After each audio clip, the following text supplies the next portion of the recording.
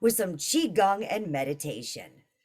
Without further ado, I believe that it is time to talk some IT with Glenn and Tony. It is indeed. Thank you, Ange. I'm loving her ideas for Sunday. That Hmm. Sunday songwriting, Yeah, looking forward to. definitely some good stuff there. And Another week, you know, more tech stuff. I bet you when you get older, Mhm. you'll sound like that narrator in that video. Because I was Probably. thinking like that's like an older Glenn.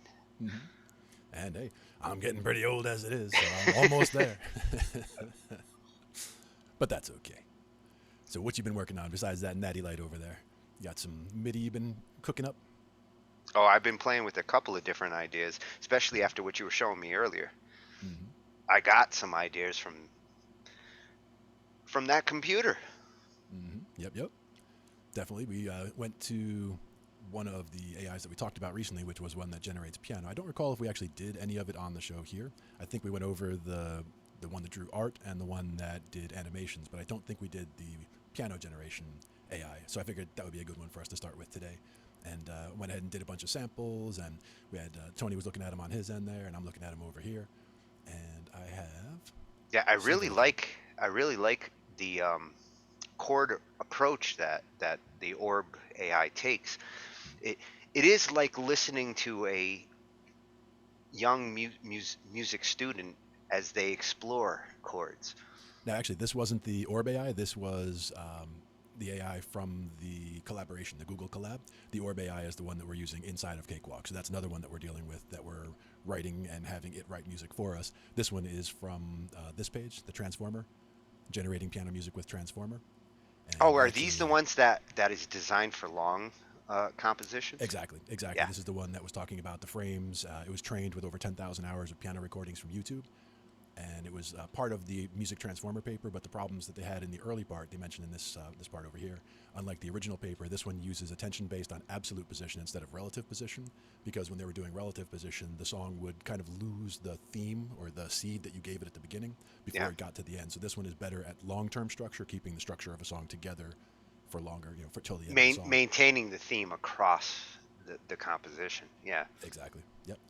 Now with this one, and that's it's a a challenge yeah. for a songwriter like me. I'll forget what I started with a minute or two in. If I start changing parts, next thing I know, I forget the part that I started with because Mm-hmm. the new part gets me into a different groove. Yeah, same thing happens to me, and that's one of the things that I had problems with doing medleys. Like if we were doing a 2 or 3 song medley, I'm playing the bass line for the first song. Here comes the second song. It's coming up in like 2 measures, and the first song's bass line is so ingrained. I'm so in that pattern that I can't even think of how the bass line for the second song goes until like it starts coming around, and we're about 3 seconds till we're starting the second song, and I still don't know what it is. And then all of a sudden it's like, oh, there it is, and it pops in all of a sudden. But it's one of those feelings on stage. It's like I don't know if I know what we're about to play, and all of a sudden it just floods in, and I'm like, okay, now we're good. See, that's why I like playing keyboards because it's an instrument that you can come in after the groove starts and Mm-hmm. find your pocket versus like some instruments like the guitar sometimes you've got to make the change Yeah, and and on the bass, I got to be on the one. rewire your brain. I got to be on the one most of the time, so I got to be there. I got to know what the change is, and I got to be jumping on that root note most of the time. A little bit of flexibility there, but it is best to have that to be able to outline the chord and all. But yeah, that was just one of those things that when there's a melody, same thing if somebody's like, oh, do you know that song? And they mention a title. If there's music playing in the background, it's like, no. It's like I can't even think of that song while this one's playing because my ear is hearing this song, so I can't get my brain to focus on a different song. It's one of those things. There is multitasking, but multitasking 2 different musics, not as good. It's hard to multitask with music. Mm-hmm. I can multitask with a lot of things. I Mm-hmm. mean, 20 screens around me, but Exactly. when it comes to music, Mm-hmm. there really is only one stream of thought for me at any given time. And if I am hearing a song and feeling a mood, it's hard for me to try to do something else. Yep, exactly. Now with this one, we have the links for these. Link is actually right up here. It's a collab from Google.com, and I found this from a YouTube video. I'll find the link for that video, and I'll post it up later with the description for the video.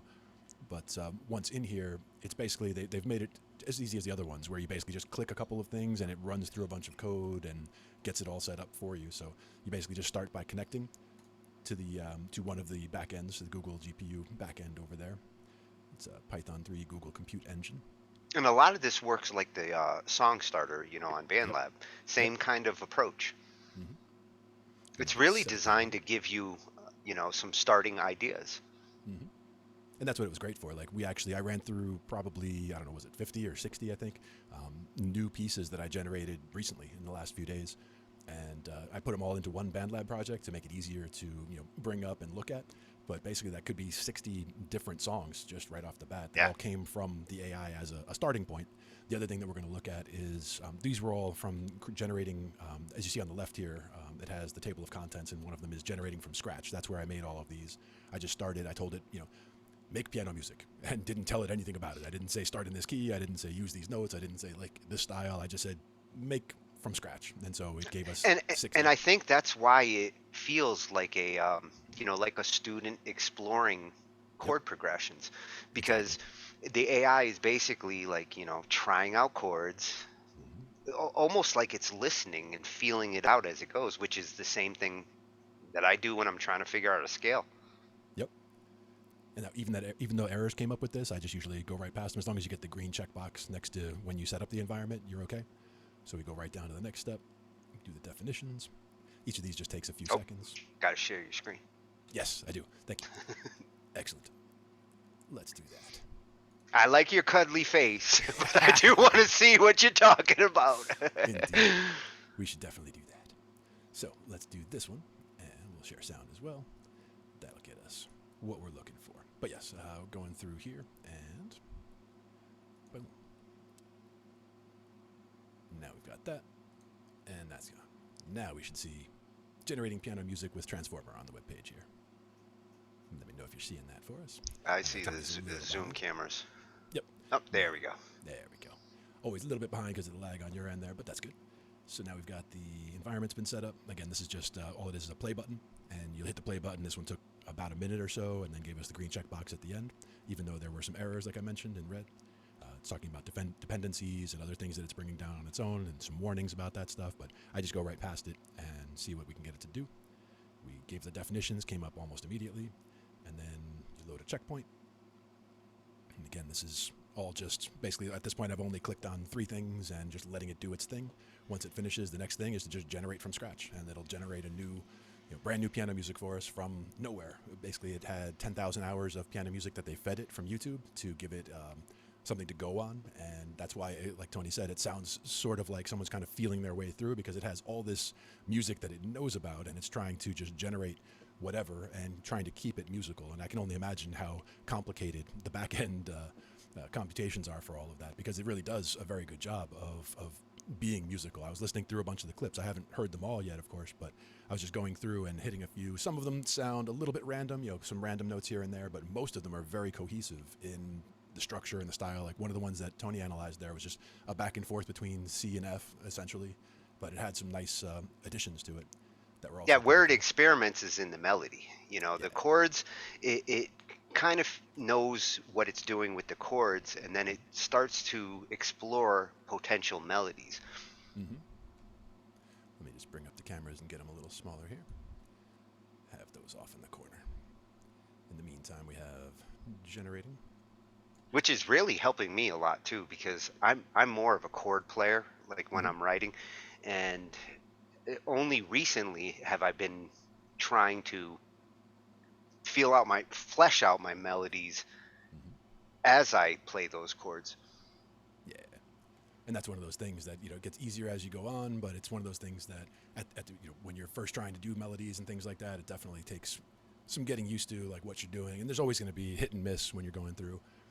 But let's see this one. Even just looking at the MIDI, you can kind of see what's going on there. You see nice little downward runs, coming into 20 seconds, coming into Yeah, 40 and seconds there. little high licks every now Little and high then. licks every now and then. So let's see what that one comes up. But let me know if the sound came through. Okay.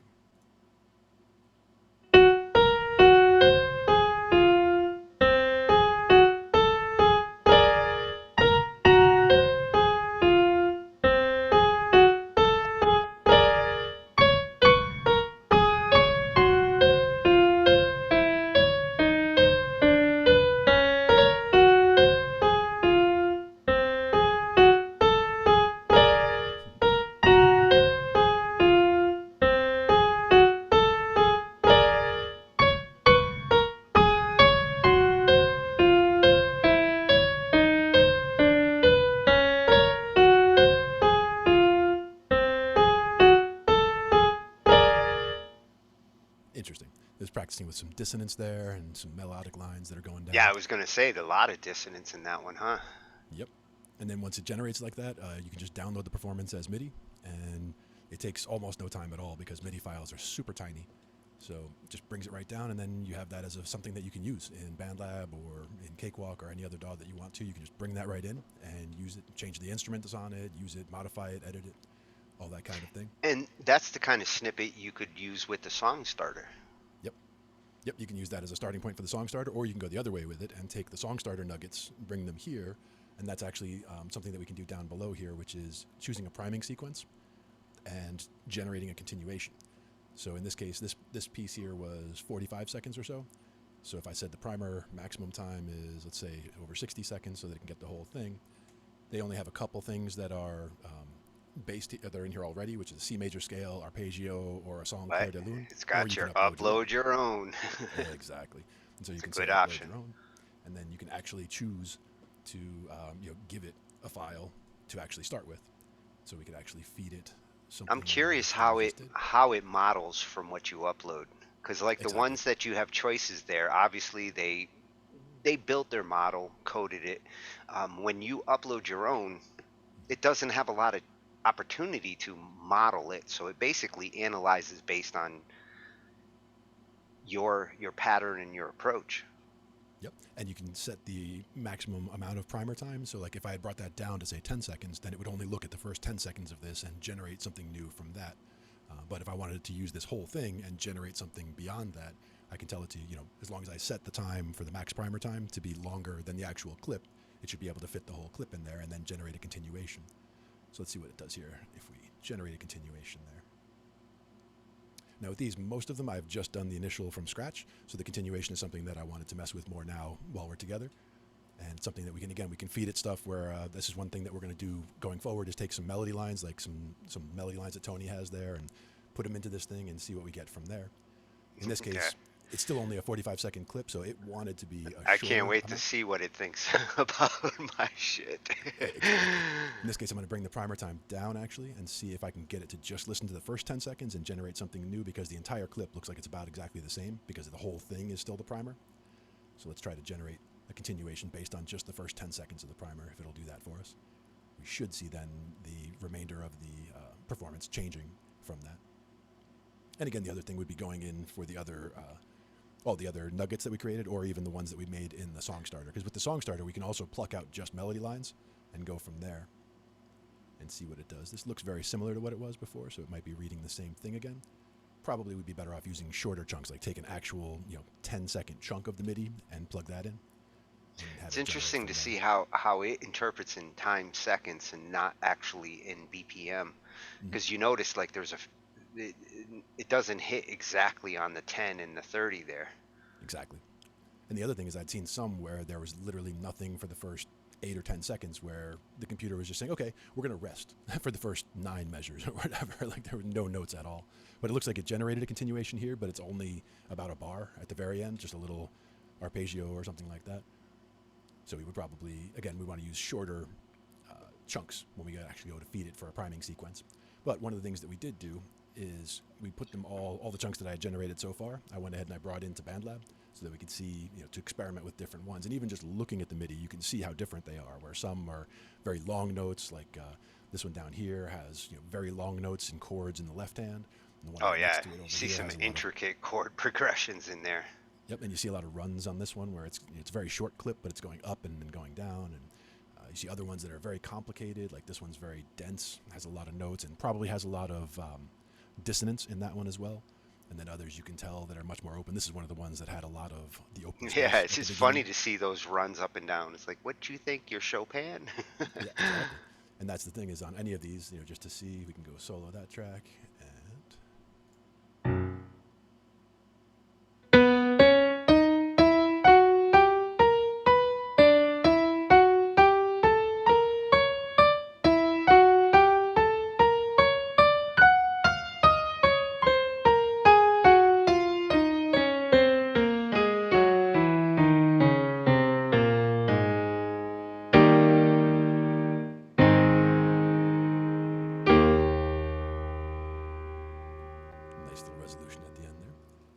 And again, like these are all very different. Just the difference in styles is pretty crazy when you go from one to the next. And see, one of the ones I liked a lot was the second one on the second line here. Let's see what we have for that one.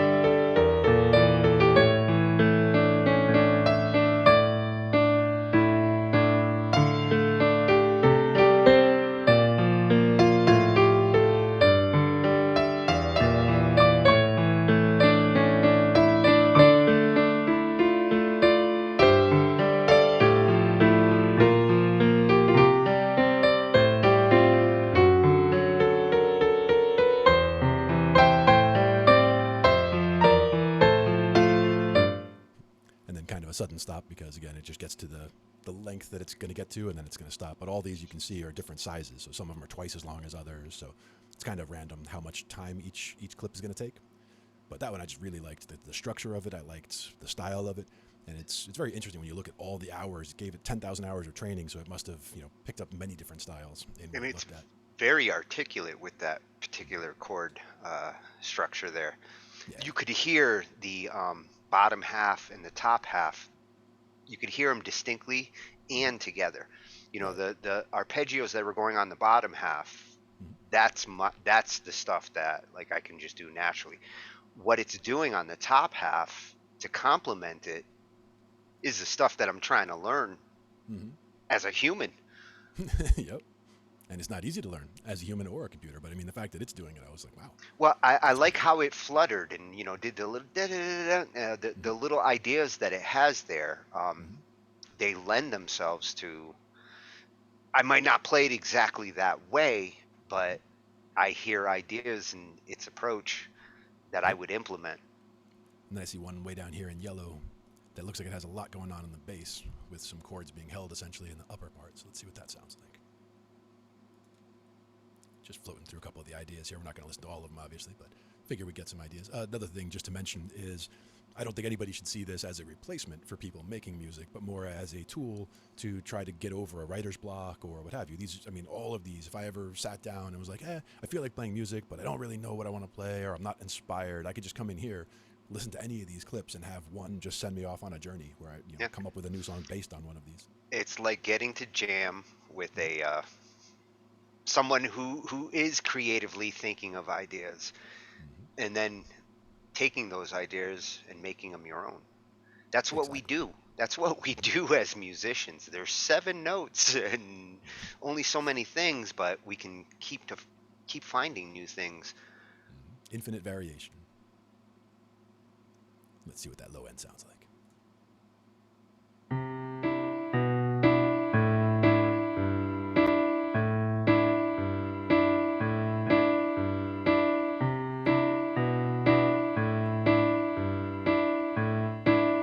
Again, I got a lot of ideas from that. Exactly. Just the way they're walking down the bass like that. Yep. And keeping it kind of sparse throughout.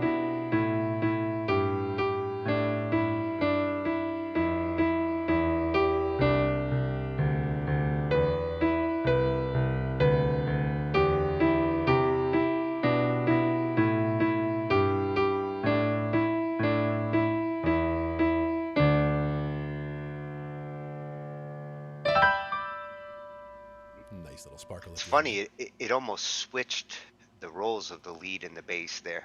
Yeah, Like exactly. the leads were playing bass like parts and the bass was playing lead like parts. Yep, exactly. And then we have one that like right under it where we have almost all high end stuff and it doesn't get to the low parts until the very end there. So it looks like some high arpeggio type things and that sort of thing here on line 7. And that's why it's cool to see things in MIDI. Like Mm-hmm. waves only tell me levels and Dynamics, yeah. dynamics, but looking at MIDI, the more I look at it over the years, the patterns themselves, Mm-hmm. I'm starting to recognize them. Absolutely. And that's the thing is, like you said, we're not seeing dynamics here, but we are seeing the range. We're seeing how high the song is or how low it is, how dense it is, how many notes there are, how much the We're notes are sticking together legato or going apart. we're seeing note choices and holds, Mm-hmm. how long notes are holding and where they're being hit. Mm-hmm. If you complement that with a keyboard on the side, I was looking at these over in Cakewalk because I wanted to learn that ninth part, Mm-hmm. and when you can see a keyboard to the left of the MIDI notes and you can really Right. see where the notes are focusing on, it's a fast way to learn, Yep. even That's if why you it don't know really how to is. sheet read. Just go into the MIDI editor there, and then we can actually go look at the notes and see where they all are. If we go all the way up here and bring this open like this. It's almost like the Guitar Hero approach. Mm-hmm. You see the notes coming, you see how long you're supposed to hold them. Um, Yep. there's some instructional benefit to this approach. Definitely. Right here, you're seeing E, G, and B on those guys. So and you see they're broken up. So you're getting some are held for very long, and some of them are bouncing in the middle. But that's also an interesting approach where the top and the bottom are being held longer, but they're changing at different times, and the middle one is kind of bouncing in between. Yeah, and you can see where the hits are in the little slivers. Yep. And you can see the dynamics in how white or green each of these notes are, because that'll tell you what the actual velocity is on each note. Like that one's a velocity 41, so it's kind of white. There's not a lot of difference in all of these, but like that was 41, this one's only 29. You can see the velocities over on the left there, so you can see how much, how hard each note is being hit essentially. So it's very cool that we can do that. And like you said, it's a good way for teaching. Like you're seeing what it is up there, you can hear what it is. You can try to follow by ear, but if you're better reading it or seeing it, it's really just showing you on the piano roll exactly how to do exactly what it is. Let's see what this one with the very And little low end. you could take this MIDI and run it through. They have like a piano Guitar Hero program Mm-hmm. where you see the note coming, you hit Mm-hmm. it just like Guitar Hero. Yep, You could take any of this and run it through that and practice. absolutely. Beautiful stuff. It's like extra, practice tools. These are again more tools to put into the arsenal to get everybody better at music. Let's see this one. And thinking out the box. Yeah, definitely.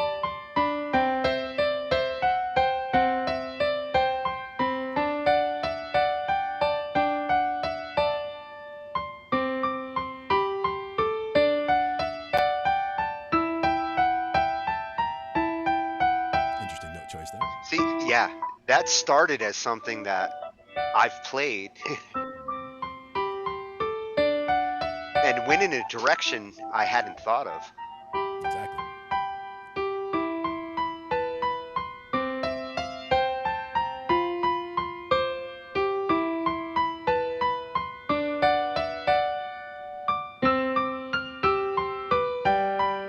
A- And you know what's really cool about this? Mm-hmm. You can let the computer mess up. You- Yep. Uh, a lot of times I don't try something because I think, oh, that's not going to work, or I don't think it's going to work. Or music theory says it doesn't work, but Yeah, that's what screwed me up the most. yeah, 7 years of music theory took me 20 years to unprogram so that I could just get back to exploring again. yeah. And with the music Letting the theory, it's not so computer much mess up here is not so much unlearning as much as not focusing on being stuck in a box. Don't let it lock you into something. Like understand all the theory that you have, and then be able to step outside of that to do notes that exactly. aren't part of that theory. Yeah, Yeah, I don't want to unlearn it. I just right. don't want it to. I don't want it Dictate to everything. cement me into a musical corner that I can't get out of. Exactly.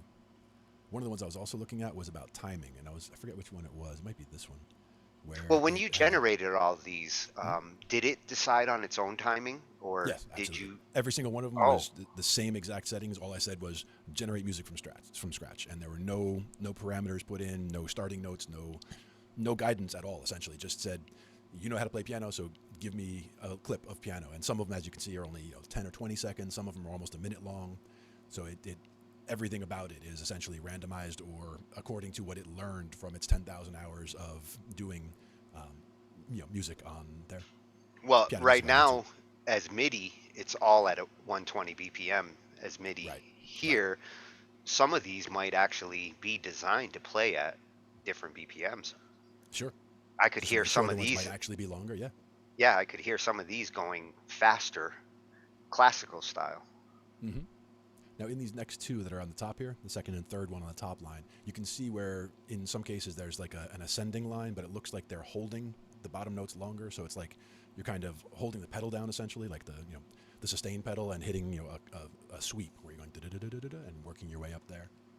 Oh, what's this question from Wolf? What about MIDI percussion versus electronic drums in labs? Electric Drums? Why drums. did you ask? Is the question? Oh, let me read it over here. There you go. Oh, over here? Yeah. Let me get that for you. It was Wolf Nectar. What about MIDI percussion versus electronic drums in the labs? Electronic drums sound terrible in the labs.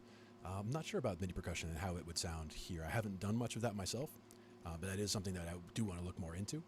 And I Well, I'd didn't. like to This see was what more on the piano, AI but thinks as a drummer, because right. you know AI drums is the most of all these musical AI that we've looked at. Mm-hmm. Drums, they've spent the most time with. But the big key to getting good drum sounds is more in the samples. Mm-hmm. Yep. The drum generation's important. Obviously, you want Mm-hmm. a beat that's in time and doing what it's supposed to do. Mm-hmm. But in the end, it's all about the samples and the kits that you use. BandLab does have some good kits.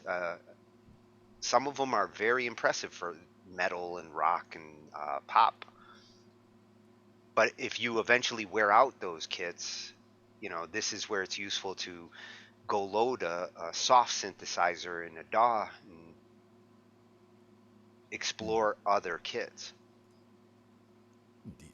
And they It's will not ask you just the occasionally if you're notes. still there with the generator to make sure that you're still actively using the generator. But we were actually over here working on these guys. So let me see what the second one here Oh, sounds like. they ask you if you're a robot. That's only just because you're supposed to only use this while you're actively watching it. You're not supposed to just kick something off and just let it run in the background forever, so that the resources are available to somebody else who's actively using it. And even though it says it'll kick you off, most of the time, I mean, and these with the piano, they generate so fast that you can just generate a bunch of them and then disconnect when you just close the tab when you're done generating stuff, and then you can bring it back up again later and do more. Because again, each piece that you're looking at here generated in anywhere from 30 seconds to a minute. So that's really Oh not yeah, not you time don't mind consuming at all. waiting. Yeah, it's different than like waiting hours. Right. It's Now he says that 3D he has. renders. He's saying that he has another comment from Wolf Nectar saying that he has preset kits, but the lab doesn't recognize them. For that, I would actually go to Cakewalk, which Yeah, comes free with the lab. So as long as you're not working on your phone, that's the key. If you're working on a PC, you can download Cakewalk, install it on the computer, and then you can use all those things in there. yeah.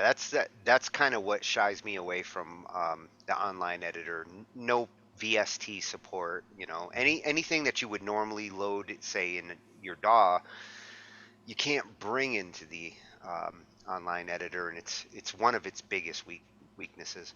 Mm-hmm. If they ever get VST support, they will be ready for prime time. Yeah, the fact that they do give you free Cakewalk and that has VST support, that's again, Yes. it's another avenue to get there. It's just again, I understand that you can't do that on the phones, and that's a limiting factor.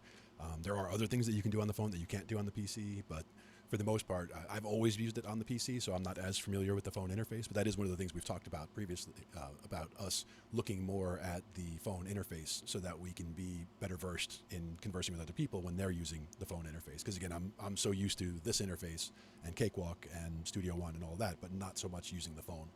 Yeah, But a lot and of people swear by the phone. to be fair, it's not even a BandLab thing. You're never going to find a web uh, uh, audio program likely that's going to support things like VST or external plugins like this, simply because they have to run through either Chrome or the Android or iOS app. Um, they lose that ability to use the standards like VST. That's why you want a Mac or a PC. It's a DAW that can load VST2, VST3 Mm-hmm. Yep. opens up your whole world. You can Yeah. load synths, you can load effects, and do things in any DAW. Hmm. Then it's not Like the about the one, DAW.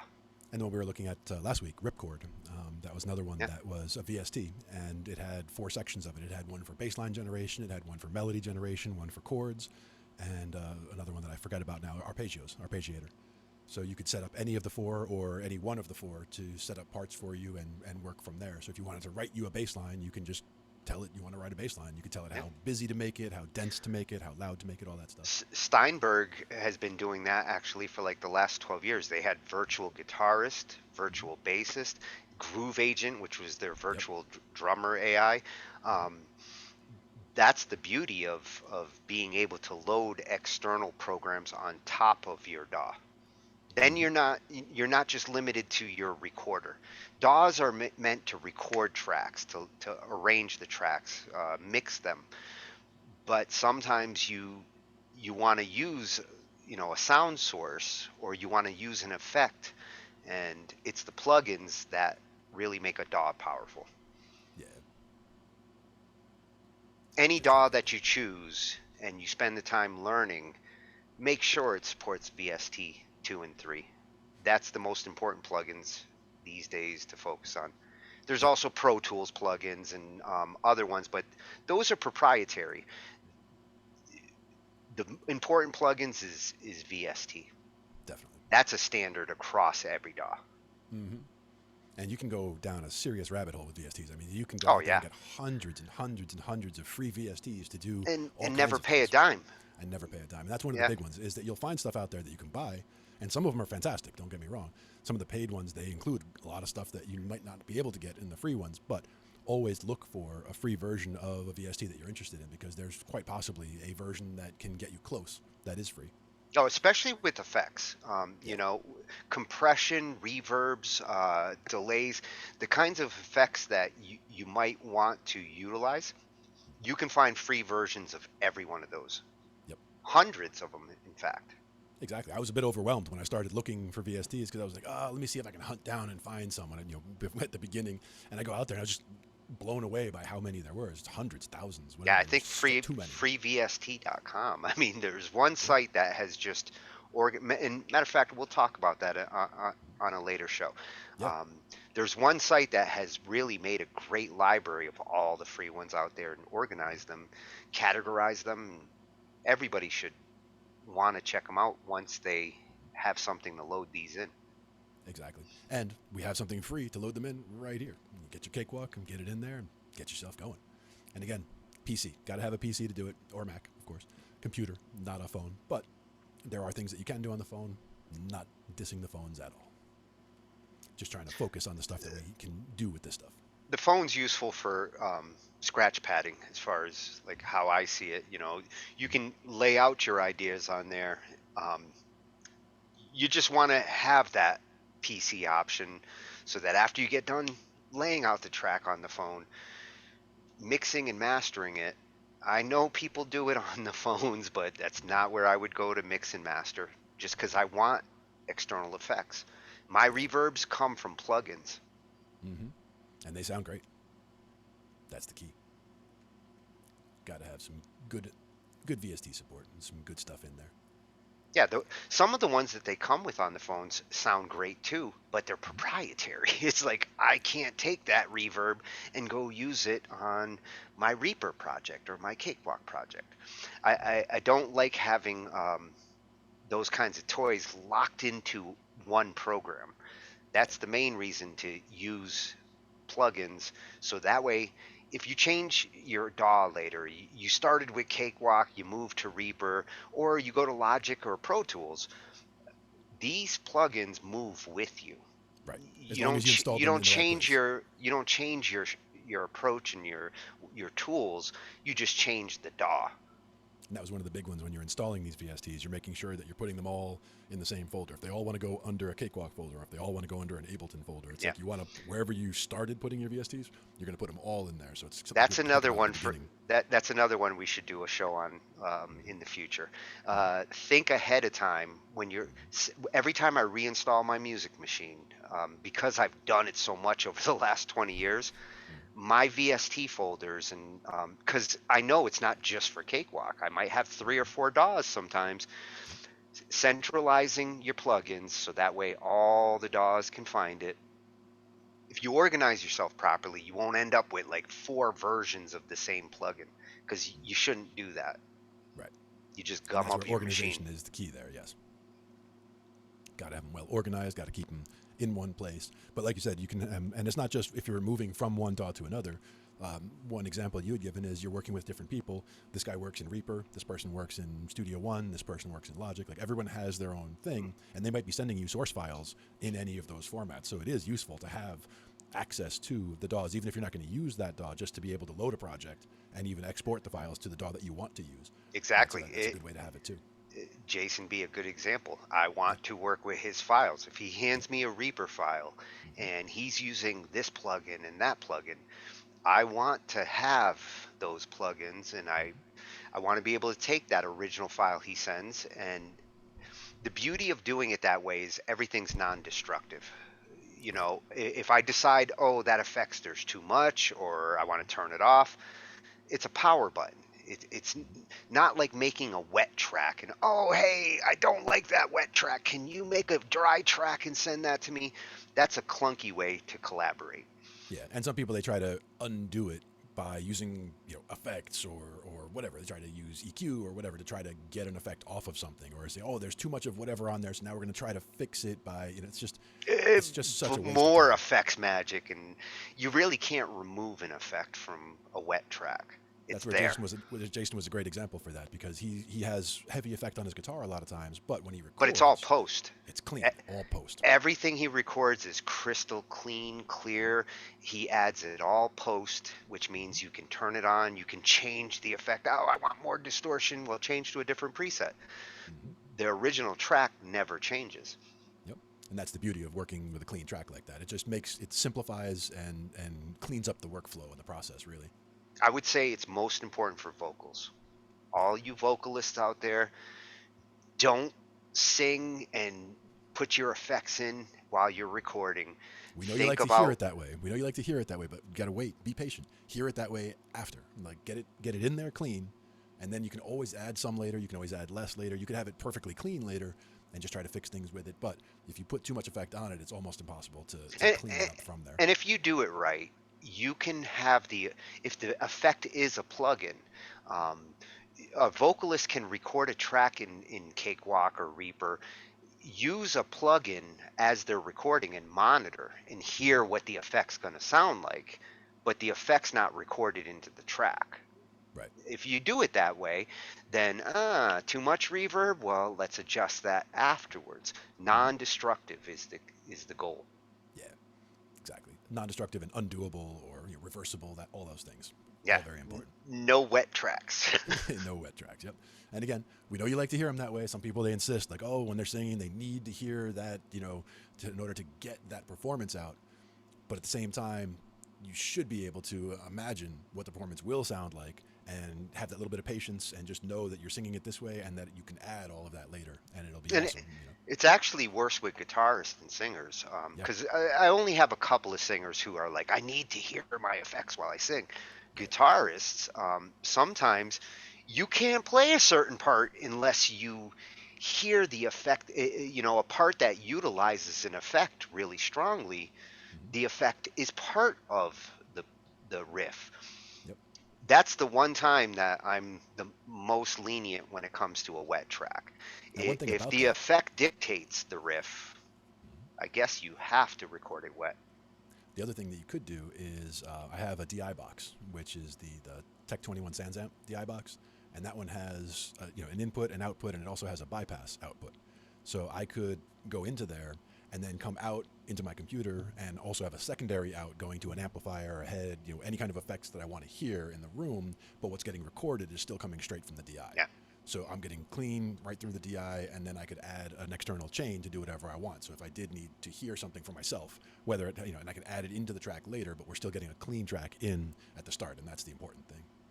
And that's a lot like in the old days when you were recording the tape, and guitars sends to an effect, very common back then. So in a studio, you could have the guitarist sending to his effect. So while he's playing, he's hearing the effect as he's playing.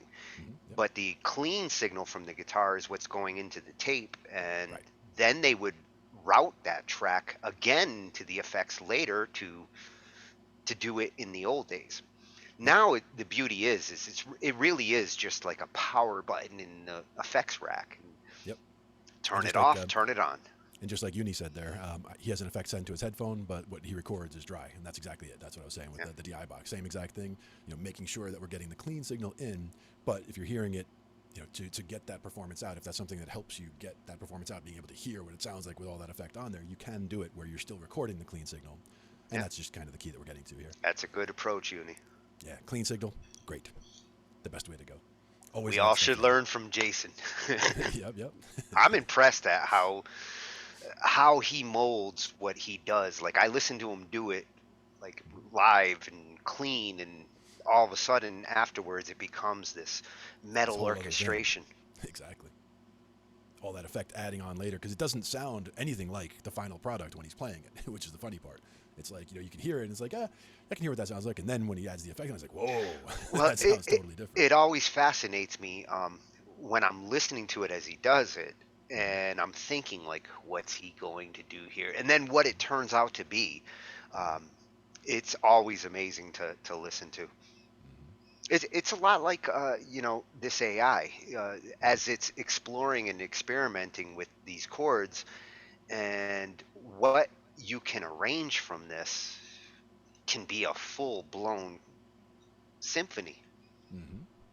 Exactly. And from any of these, so this could be 60 symphonies, because all these are just little nuggets that we could extrapolate on. We could expand on each of these ideas or themes and turn them into whatever we want. And again, we don't have to use exactly these. They could just generate new ideas that you make something that's related but completely different. So these could just be ideas to get you started on, whether it's a certain key to start in, or I hadn't thought about using harmonic minor there, or whatever. You can hear these kinds of things going, and you can analyze it more deeply because it is in the MIDI that makes it much easier to look at. And that's And how something. I would start with it myself, is like, want to learn how to play a key better? Give me some ideas, give me some progressions, and let's see what I can do in that key. Mm-hmm. Absolutely. I was just looking at this one down here. I think this is one of the ones that has some of those sustained chords where it's basically holding and going up a little run. Let's just hear another one down here real quick. I think it was this one.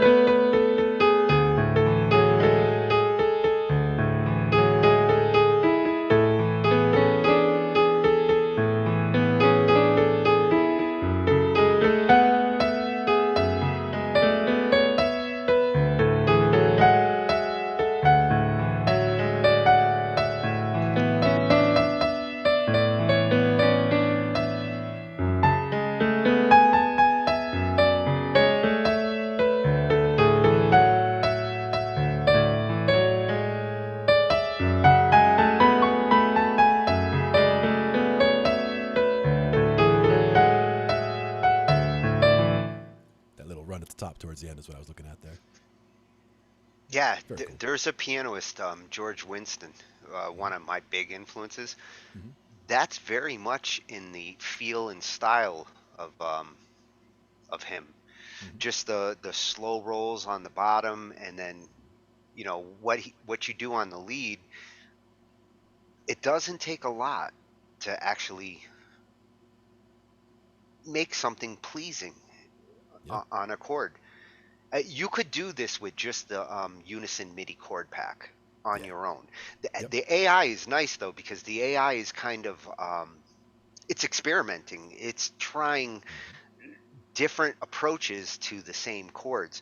With If you were just grabbing chords from the Unison pack, you'd have to do manual instructions to say, like, arpeggiate that way Yep. and bounce with the top.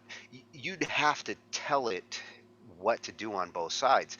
Letting the AI kind of feel that out helps get around that manual labor. Hmm.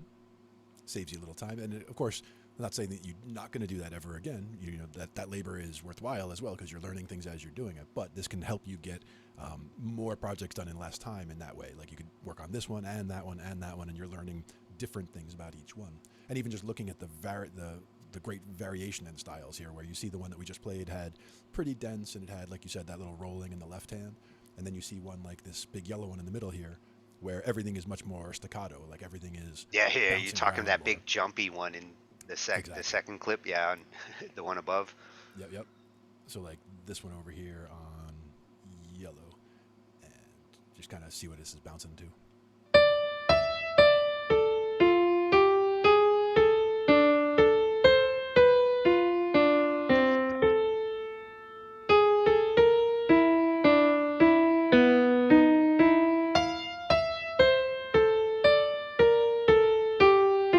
And then if we contrast that with something like this blue one up here, which is very dense, this one's probably got some dissonance to it as well because it looks like a lot of the notes are pretty close together.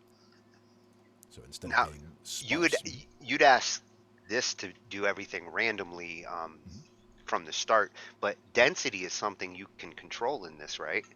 In this one, I don't think so. It's more in the orb composer that we looked at the other day that had the Ah, dials that we can dial up or down. This one is more, I'm just telling it to generate from scratch, or I can tell it use this as a primer and then generate something. And that's one of the things that we're going to look at. We're going to try to get, I think the best things to get it going for a primer would be doing things like maybe 10 seconds, 10, 15 seconds, just a few measures, just to give it, the idea, like once through the record progression or what have you, going through 4 bars of whatever, and then have it continue from there. And then we'll see, how it picks up and uses what it learned from the 10,000 hours of YouTube piano along with the primer that we feed it to try to get it started there. But the density, using density as a term here, this one's going to probably be more. It's much more dense. We can see just from the visual, but it's also going to probably be more dissonant because I see the notes closer together. But let's see.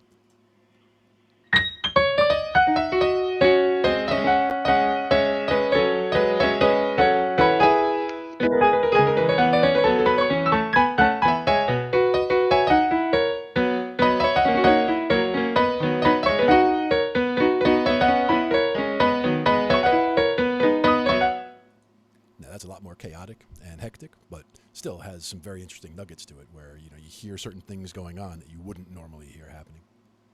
I think it's pretty cool. We have a bunch of others as well that are all different kinds of styles. it's more comedic and bouncy. Hmm. It's almost cartoonish. Exactly, exactly. It would do well in a cartoon. Can And I you see imagine if they had this back in like the 30s and 40s when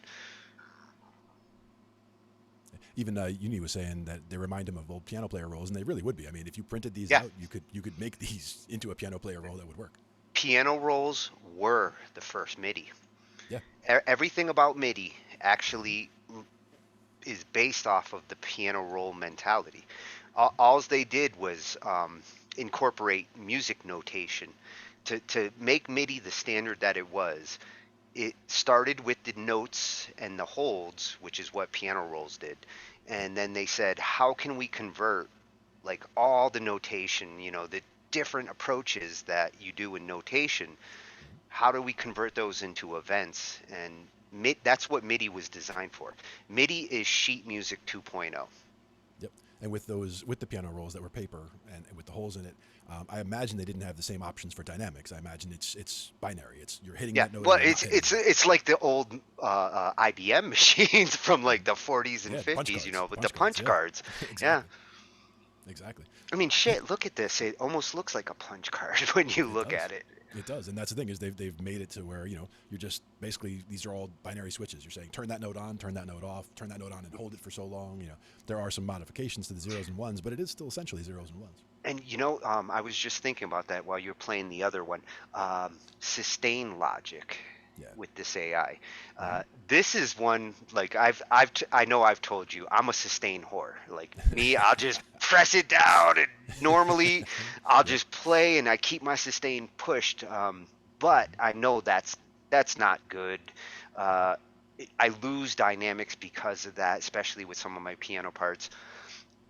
Yep. Getting to learn good timing for sustain, really curious at how they're dealing with that with the AI. Because I Yeah. noticed it sustains sometimes. Absolutely, and actually, you can even see it. Like if you look at the this yellow one over here, for example, at the beginning of row 6, it's got the 3 bottom notes. Whether that's all sustain or whether that's just holding the notes down and then re-hitting the same notes frequently, and then you get this one up Yeah, here. the other way to sustain, like hit Exactly, it again. hit it again. But like this one up here in the middle, it's a larger on the pink track. Track 4 has a lot over there. And Uni saying he was very mischievous back then, punching extra holes in the grandparents' player piano rolls. That's not nice. I mean, Oh, I'm sure you could fix that with some paper and some Uni tape, had but still. I actually had one of those roll pianos too. Although the piano itself was all messed up, but I thought it was so cool to have a piano that had those rolls. Hmm. They're hard to Definitely. find nowadays. Yep. It's actually in a similar way, I guess, like a music box. If you've ever looked inside of a music Yep. box, that was kind of the inverted piano roller punch card, where it's It the was a thing sticking out. mechanical. It was like a mechanical punch card because it literally the metal and things in it would cause it to react musically. Yep. Pretty cool.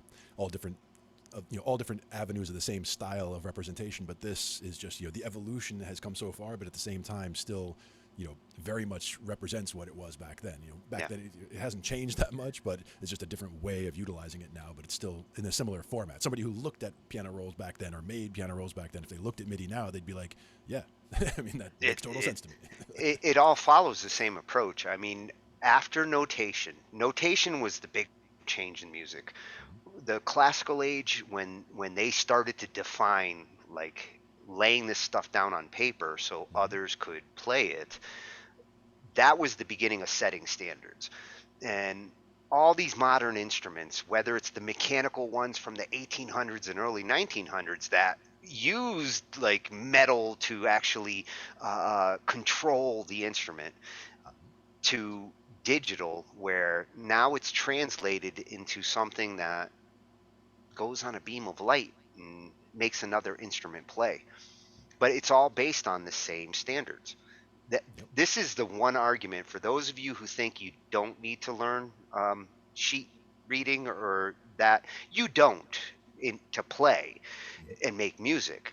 But if you do understand what that is, you'll understand how some musicians talk to each other or how Yeah. some instruments talk to each other. Yep. It's It's not a useful. requirement, but it is definitely useful. Exactly. I'm glad I know it. Hmm. It helps me to make my shit. Now, I was never very fast with reading regular sheet music, but at Same the here. same time, I can figure out songs from sheet music. But once I realized, and same thing when I first got my bass Every good boy deserves fudge. yeah, when I first got my bass in, I think it was 2009, around that time frame, is when I got this 5-string bass that I have now, the Fender 5-string. And when I did, I bought a bunch of books at the same time. Like I got these monster thick books on whether it was acoustic guitar, or sheet music, or tab, or bass tab, and some were like on bass tips on how to use the bass, how to care for the bass, all that kind of stuff. But as I'm started going through these songs and learned tab and saw how slow it was, and I mean I can totally read tab fast now, Well, but it tabs faster than sheet tab's music. easier, yes, much I faster. would rather learn tab than sheet music. Right. And that's the thing is, it's funny to say even learning tab, because it's really one of those things where if you sat down with some tab for more than a few minutes, like you'd pick it up. Anybody would pick it up very quickly, because that's a lot easier to learn than it would be, like you said, to learn the sheet music stuff. But with the sheet music stuff and the dynamics, like we were saying, like crescendos and pianissimo and fortissimo, when you're Yes. playing very softly or very loudly, and when Yeah, you're those bringing weird things up. squiggly symbols that you see in there, and like, what the hell does that mean? Hmm. It means a dynamic. Yeah, and once you know the language, once you understand what all those symbols mean, then it's a lot easier to read through and say, okay, now this is the part where we go from very quiet and we're going to build to much louder. Like all of that stuff was not as well represented on like the piano roll style, whereas sheet music you can put all of Yeah. that in there. And there's still interpretation where it says crescendo. Well, I'm going to start quieter than you started, and I'm going to end louder than you ended. But we followed the same instruction Yeah, to get the and job done. piano rolls were better at keeping track of notes and chords and Right. things like that. Not so much like a build up or a Hmm. fade off. That was a little too much for paper. It did have the timing built in though, so the timing was Yes. solid because the roll was doing what it's going to do, and where you space the holes, that's how you get your timing. So Now, MIDI does have events for crescendo, and not just events, it has several different ways to accomplish the same thing. So if you're looking for like a build-up, that's building up and getting louder, there's like three, four ways to skin that cat in MIDI. yep, And none are the like all be it all right way.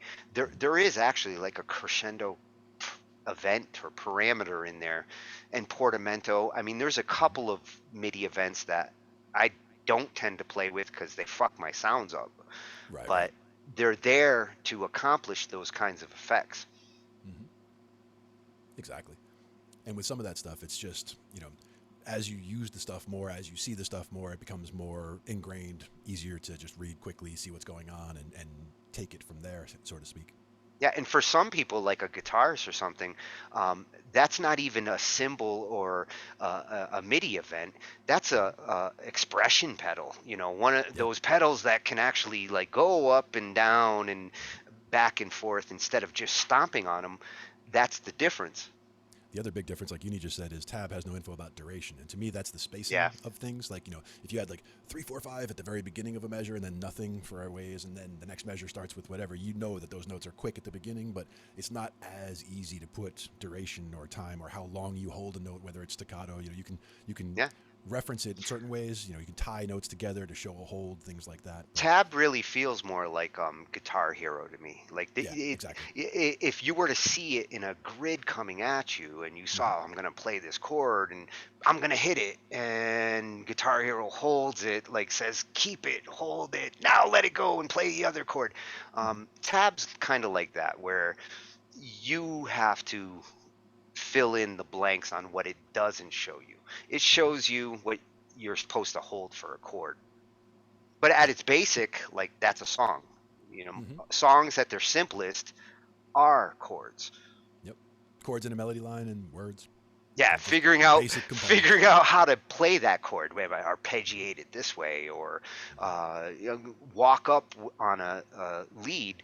How you go across those chords is the part that is why we can keep making different music.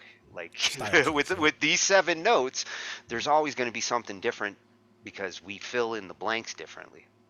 Yep. And again, timing is one of the big ones. How Yeah. long to hold this note, how long to wait before you hit the next one. All of those things make infinite variation in the songs. Timing is the thing that's making new genres these days. When Hmm. you see different genres, I see the same chords across like three, four genres Yep. in many songs, and the only difference is timing and riff approach. How many times you hit the same note, or bridge to and whether you changed a lot of keys. Some genres take the same chords and go in a different direction with it. Yep. And Rob brings up a good point over here. Only 7 notes these days? Well, Tony's thinking major and minor Well, scales. He's not getting too jazz focused here, but I'm he not said going to G get minor into flat the 13. semitones and all that shit. I'm just saying in general, Yep. it feels like a finite Path. playground that Hmm. we're dealing with, but Hmm. in its finite, it has proven to be infinite. Yeah, and that's actually the point he's making about that G minor flat 13 is that that's not one of the notes that's in G minor. It's a flat 13, but that's the Yeah. flat six, whatever. But you're going to be putting that in there. And now you're changing, but you're still you based your initial structure there. If whether it was major or minor, you started with that. You started with essentially 7 notes. But yes, 12 full tones. If you want to go Eastern music, 24. But I don't think we're getting into that just now. Oh, I would like to get into that one day. And when we do, we I'll have to we've get my got fretless. Yeah, we've got a couple of people who come from Eastern music backgrounds that I really am looking forward to talking to. Yeah, and that was one of the things that surprised me was one of the bass guys online. I can't recall which one it was now, But but you he was notice talking it's about still 1224. It really is just, it's the doubling. same, Mhm. yeah, it's the same space. We're just now They just chopping have a it. lot more room to noodle around in the middle, and little up and downs where you're just going in that semitone up and down. It makes a complete difference. I mean, the music Yeah. is definitely entirely different, and it Well, would be very confusing to me to go over and try to do some of that stuff. But it's just like tuning shifts, from 440 to 432. Uh, Seems slight, and it is for the most part, but it does change a C major to me to a different kind of C major. It doesn't make it like minor, but mm-hmm. it's a different kind of brightness. Yeah, And depending on the instrument, shit, it's a world of difference. Nylon string guitar or a steel string guitar, tune in 432 and play the same thing. You might hear a slightly different song. and Uh, also each instrument might react differently to the different tunings. Like this instrument be more might be more vocal, let's say, more projecting out, with a 432 than a 440. It depends on how it resonates in the wood. when you get the right singer singing on top of that 432 tuned nylon, you might find that singer's in their actual comfort zone. Mm-hmm. Whereas at 440, they're a little screechy. Sure. 440 to me is sharp. Like after the last couple of years of really listening back and forth to the same examples to see like the difference or hear it, Mm-hmm. 440 is a sharper tuning. It, Mm-hmm. it was designed for the electronical industry, to kind of amplify the instruments And I've heard conspiracy in theories the about 440 and electronic world. 432 also. Well, there's no real conspiracy. I mean, the universe vibrates at 432, so it makes sense that stringed instruments, anything natural and acoustic, was literally built to vibrate at 432 at its best, because that's what the whole universe is at. Rob is also saying that 440 to 432 makes violinists froth at the mouth. Yeah, anybody who's used to concert pitch and they have to get there and get perfectly Yeah. in tune and all that, anybody with a perfect pitch ear, they would definitely hear that difference. Oh yes, you'd fuck them up the worst. That's like screeching chalkboards. Mm-hmm. Yep. They had there was a girl that in my high school who had just phenomenal perfect pitch to where anybody could tune, and they could just ask her, hey, any instrument or any sound that they make. She's like, nah, a little bit sharp, and then they bring it down. Yeah, okay, perfect. Like she could help you tune just by Don't hearing tho- whatever note. don't those people blow you away? Like Yeah. I've met a couple of them throughout my life, and Mm-hmm. always wanted to be that way. But yeah, and they supposedly they there's those who claim like you can learn perfect pitch, and Yeah. um, Rick I'm not Beato had a good saying you video on that. can't, but I'm still not convinced. I've gotten better. My focus and my ear has gotten better, but Mm-hmm. I don't think that is something that I think you're born with that. You can be You born with you it, have a and quality in your listening. what I hear from some people about it is that there is a window. When you're a certain age, quite young, there's a certain window where if you're introduced to certain concepts, then Yeah. like you get to know what a C is and you know what a D is. If you get that in at a certain time, then it kind of builds from there, and it's much easier for I them. It bet doesn't mean you that anybody else can't do it, but it's it's easier for them. it's the window between understanding what you're listening to and the development of your ears, your voice. That's I that makes sense. Like there's going to be that moment where the child comprehends and their senses kick in at the same time, and if it's a perfect unison there, you have perfect pitch for the rest of your life. You never forget it. Yep. Never need the training wheels. Now, in some cases, like with my dad, he actually had perfect pitch when it came to piano. Like you could play a piano note without him seeing the piano, and he could tell you what note it was, and he could tell you if it was flat or sharp or what have you. But Identifying a note, yeah. anything other than a piano, he couldn't. If you played that same note on a guitar, and all he heard was the guitar, he wouldn't be able to tell you what that note was. I thought that was interesting, that it was only on the piano. Well, That see, he and really that's the honed in. difference between perfect pitch and trained pitch. Mm-hmm. Like, Yeah. I can hear it in certain instruments, especially piano. That's the one that's closest to my ears. But somebody with perfect pitch literally hears the notes in anything. Like a trash can lid banging, and that's an F sharp, a little bit flat. Yeah, because it does have a pitch. Yeah, exactly. Even drums. I mean, that's the thing is when I heard people talking about tuning drums, I was like, what? Because I don't hear drums as like a C or an E or a D, but they Oh, are. but tell me you don't know tell me Oh, if you they're, if don't they're not tuned recognize right, yeah. when you hear a flat drum. I Yeah. mean, if you heard a drummer playing a kit and he did have a flat drum that just was off.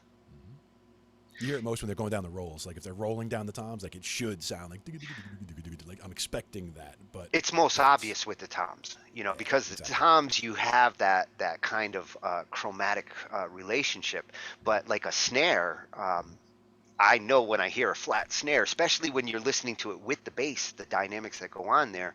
Uh, they not only do they need to be tuned, they need to be tuned to each other. Yep. True. Otherwise, that drummer's going to pound you with those two things, and they're going to be off the whole time. Hate that. And that's the thing is I have sat down at kits that have obviously not been tuned for some time, like the house kit at wherever, and it's like no one has put a tuning key on that in forever.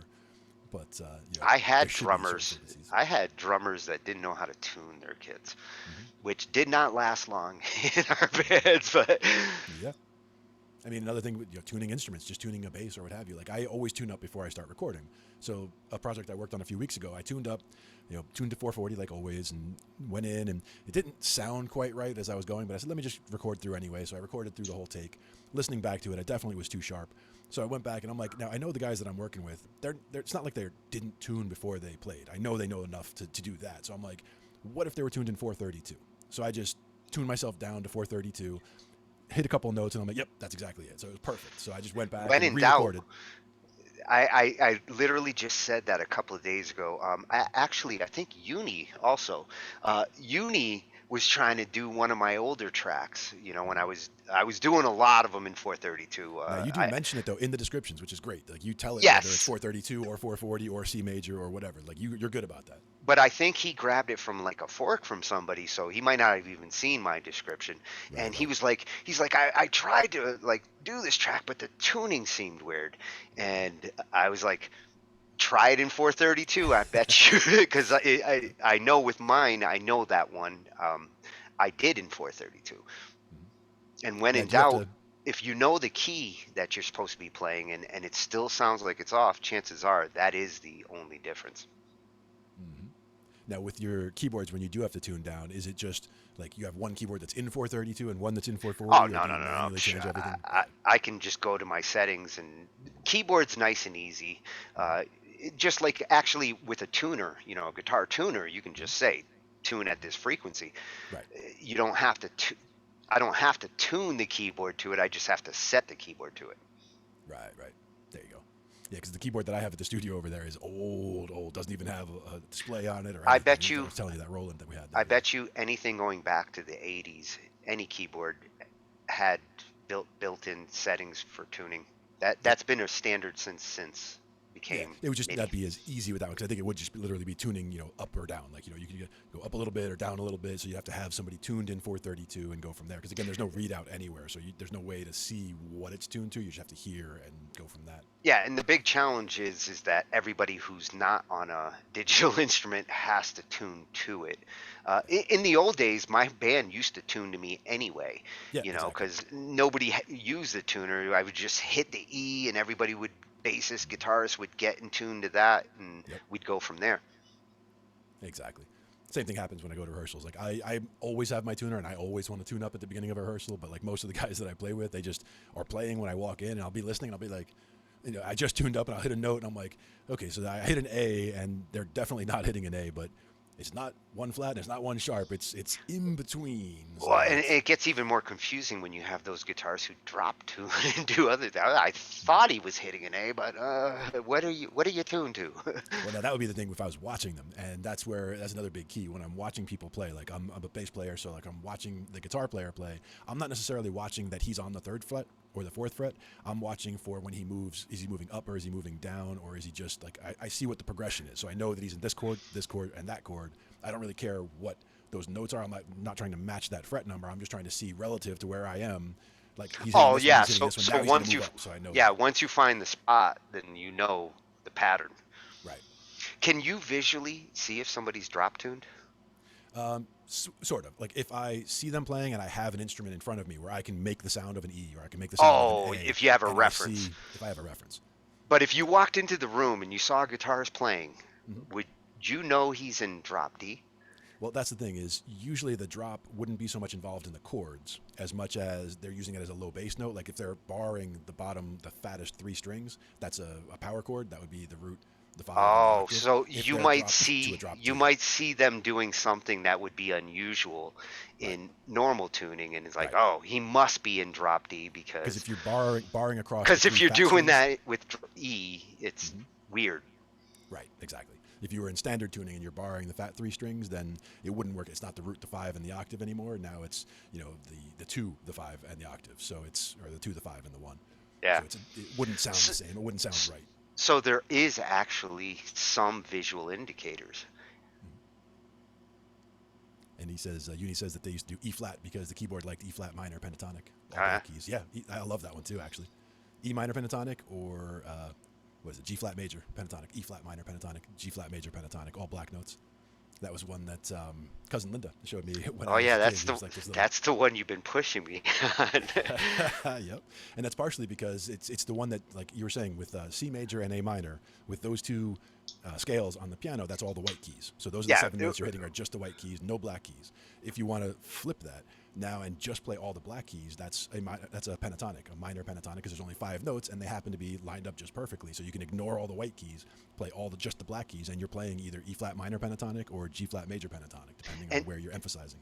and with controllers, whether it's a guitar or a keyboard, um, those comfort scales, the ones that are fluid, easy to learn, even if you're a beginner or advanced, C major and all black keys is a pattern that you don't have to you don't have to do a lot of processing while you're playing in that scale. Right. When you have to think of those weird half steps, that's the part that messes me up. Like I've gotten comfortable with some scales just because I program my brain for the distance and where the differences were. Mm-hmm. Once I go into a weird scale that I'm not comfortable with, I'm not thinking in muscle memory at that point. I'm thinking, oh, third has to be flatted, fifth has to be flatted, seventh, what's this 13th? That's the stuff that makes it slow and not so fluid for like performing. Like I'm not going to sit down and just jam freely in a key that I don't know. Mm-hmm. I'm And going that's to one place go where, to C. and the other thing that you can do, you can cheat on a keyboard with the transpose key. So like if they are Yeah. playing in a key that you don't like, you can just transpose on the keyboard and still play all just white notes, but be playing in another key. I knew a friend who would play keyboard and he would play in any key, but before he would start, he would find out what key you're playing in, and then he would just transpose up or down to get it so that it was all C because he And liked playing in people C. should actually do that. If you do have a keyboard and you're playing a part, transpose it up a half step, over and over and over, and down a half step over and over and over, and listen to that same part across. Basically, you're listening to what it sounds like in B Mm-hmm. major, Yep. B flat major. Every time you shift, you're hearing the same progression in a different key. And if you think every key plays the same progression the same way, you need to go listen to that. You'll Exactly. That's realize like that's the sweet spot in the emotion you're trying to give. and that's one of the things that Uni mentioned before. Wavelengths in music and sound have hues, just like colors and wavelengths of light, and that's what you're getting at there. Is they'll sound different, same progression, same notes, same feel, same dynamics. But if you're playing it Will in C have versus different C emotion. sharp versus D, it'll have a different emotion. Yep, Yeah. absolutely. Sometimes it'll sound a little darker, even though it's the same relative position of notes. Everything is the same distance from each other, but It's they one sound of the different. it's one of the easiest, most powerful ways for you to shape your the emotion of the melody you're trying to do. Um, Picking chord progressions or things like that, that's one way to write a different kind of song, something that sounds new and different. Mhm. Transposing like that is one of the easiest ways without you really having to do a lot of work. If you already have a progression that you feel, see how it sounds in the relative keys around where you started, Yep, and you might find like, oh, I'm close with this key, but oh, back here, that's exactly the feeling I'm looking for. yep. it And just a sometimes you have to little bit be of melodicness that you might not get in C major. right. Another thing that can determine what key you want to play in is how low you can get on your instrument, which is, again, Yeah. I'm playing on a 5 string, so I can get down to that low B without having to retune. On guitars, you get down to that low E, but sometimes, like you said, you go to E flat or you'll drop down to D. Whether it's standard or whether it's drop tuning isn't really as important as you're getting lower and lower just to be able to get to those deeper tones. But on a guitar, you don't necessarily need those deeper tones except in certain styles of music. In heavy metal, you For might a get all certain the way song. down to drop F or whatever, You right? might have a Whatever. song that you want to do that with, but you're Right. not going to do that for the whole set. Right. Exactly. And that's one of the other things is if you're playing live, you would want, I mean, you're either going to have multiple instruments there where one is tuned in drop whatever and one is tuned standard, or because you don't want to sit there in between songs. Oh, excuse me, I have to now tune down to whatever. Now, there are pedals that you can use for that too, where you have a Yeah, pedal where you can drop down a certain number of half steps. Those are great that's for that. that's the lazy man's way out. Don't Yep. even have to fuck your instrument up, change the tuning, exert it. Just basically pitch shift it. It might not sound exactly the same, but for a live presence, like if you the difference in time that it takes to just go to your pedal and just go click, click, click, down 3 half steps rather than trying to tune every string down 3 half steps. Yeah, A it's huge all difference about in what you're time. trying to accomplish, in that performance at that moment. Yeah. Need it for this song, need that kind of sound. Great. Easy if you can do it as a preset and then bounce back to normal with a stomp of the foot. But again, a lot of Makes people more will do sense. separate instruments for separate tunings if they're going to do that. They'll swap this guitar for that guitar because they need that guitar tuned in D or whatever for that song. So And they know to switch. it gives guitarists an excuse to have like 5 guitars behind them because Exactly. guitarists want any excuse. They do. uh, Get one of those multi-guitar stands and you just have, I had one that has 7. You can fit 7 guitars in. I brought it over to the studio so that we can just line them all up and just, I'll grab this one today. I'll grab that one next time. Because, over Joey's house, he's just got a ridiculous number of guitars and amps and everything like you could want. It's like a kid in a candy store over there. Like, okay, today let's use the Charvel, and then next time we'll use the Les Paul. Next time we'll try the Tele. 7 sounds like the highest acceptable number, say by a girlfriend or a partner. Okay, You're after limited. 7, I'm getting a divorce. And then that's one of those stands. It's like it folds down into almost like to be pretty small, so you can pack it in or whatever. But when it stands up, it's just got you just line the guitars up. They could do Yeah. 7. Yeah, I, mostly I, electrics, but I think I've seen a couple of them in pictures where it almost looks like, like a slots. rack of guitars. Yeah. Exactly. Yeah. They're all sat in there and just leaning up against it, so they're not hanging from it. Like you'll see some guitar stands where they're hanging from the headstock or what have you.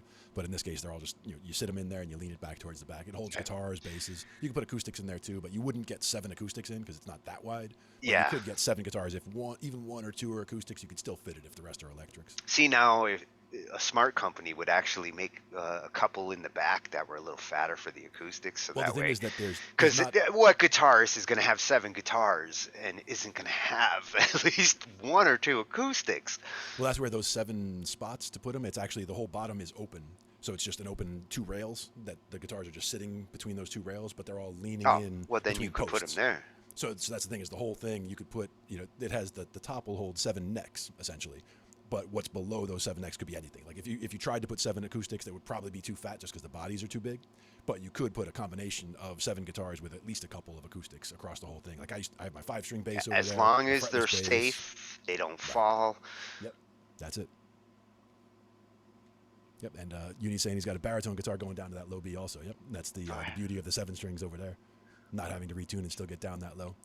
But what would mess me up with that would be trying to do, like, I don't think I would be doing chords on the lower string there. Like, with me and the way I envision guitar and the way I envision a 7 string is that low string is more for if I'm running bass lines or if I'm doing The chug. that kind of thing. Chugs, yeah, I'll be doing that Yeah. down low.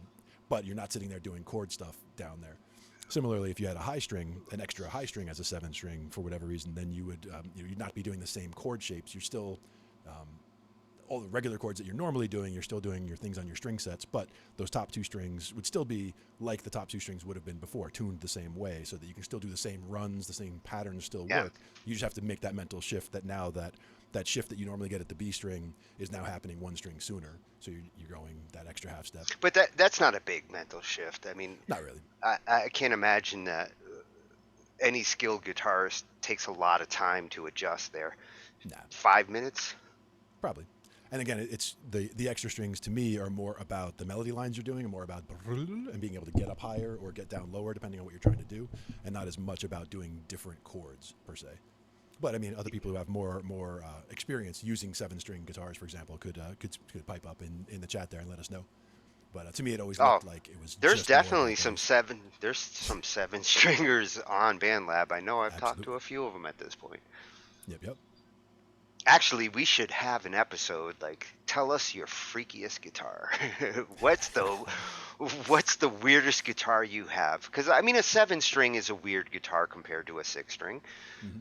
So if that's what it is, that's cool. Yeah. Actually, Joey had one that survived a fire, so the guitar is in bad shape right now, and the What finish is was it? A cracking and all that. Gibson? But it was a Les Paul. It was an Oh, a Epiphone Les Les Paul Paul. actually. It Yeah. was an Epiphone Les Paul, but a 7-string, and from I think the '90s it was. But it basically died in a fire. But now we're talking about getting it all back together here. Well, it's a question of like whether anything got warped. Yeah, and Because that's the question. yeah, We have to actually get strings on it. Like we have to actually carve a new nut for it because he's just got a blank plastic nut, like where the strings all go in the top of the headstock. You have to cut little slots for the strings to fit in. So he didn't have a pre-cut 7-string nut. So we have to basically take a Dremel and like make our own. It's a little project we're going to work on to try to get it better. And I was telling him we should go with a bone nut instead of a plastic nut. That's one of the upgrades that you can do for a guitar like that. oh yeah, There's nothing wrong with a plastic nut, we but we were did talk talking about about it. that. Well, the bone, I can The see it as a resonance. sound resonance. Yeah, Yep. plastic versus bone to resonate sound. Mhm. I don't think there's a comparison there. But again, the plastic that that they're using is they are trying to emulate the bone. So they are using a type of plastic at a certain hardness and a certain like all of the things that they did with that plastic was to try to emulate essentially what you were trying And to do that's the with bone. crazy thing with like plastic. It just like synthesis. You can emulate an instrument, but if you got to choose between like the real instrument and the emulated one, you probably always still want the real one.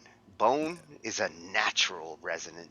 Yep. I And it's think actually it's a relatively cheap upgrade also. Like if you have a guitar that has a plastic nut and you wanted to put a bone nut in, if you know what you're doing and can do it yourself, it's really, I mean, it's not expensive at all. I want to say in the neighborhood of 10 or 20 bucks at most, just in my opinion. I haven't looked lately, so it could be more, but if you it's could not a do big it, thing.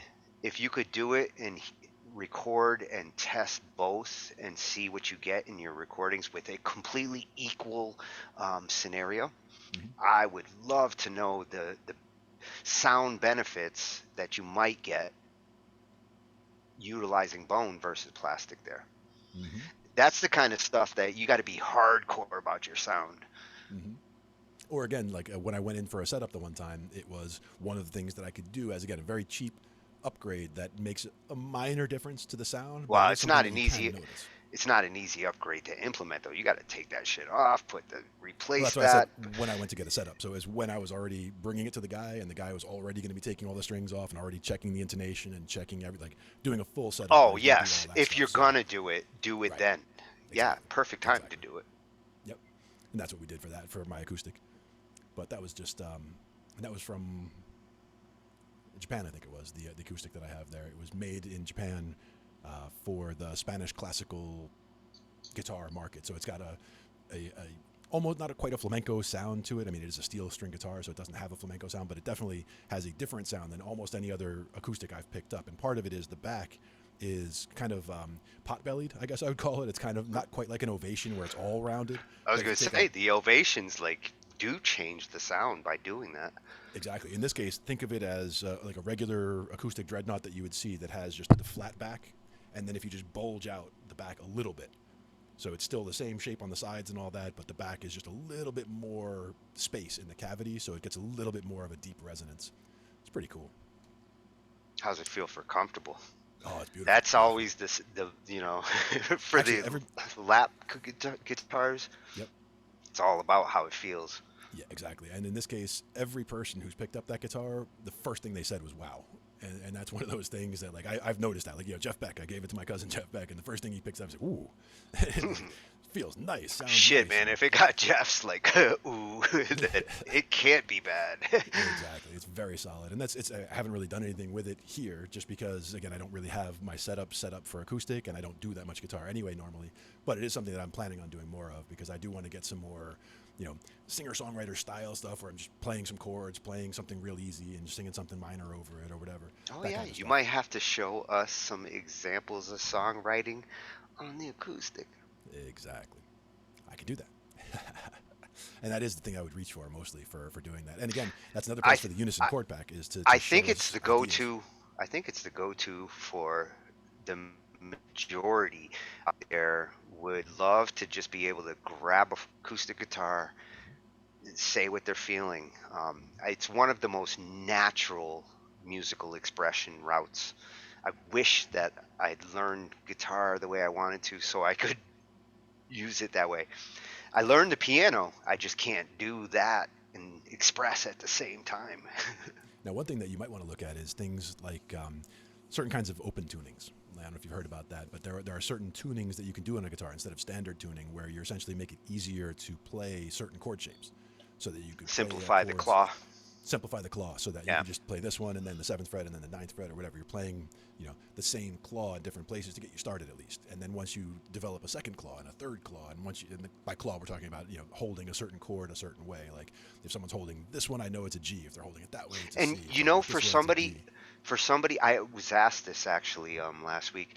If you have a physical ailment, like your pinky no longer works, or you're Yeah, Tony Iommi and you lose a piece, some of that approach is how you can adjust. It's like it's almost like transposing. It's claw transposing on the guitar. yeah.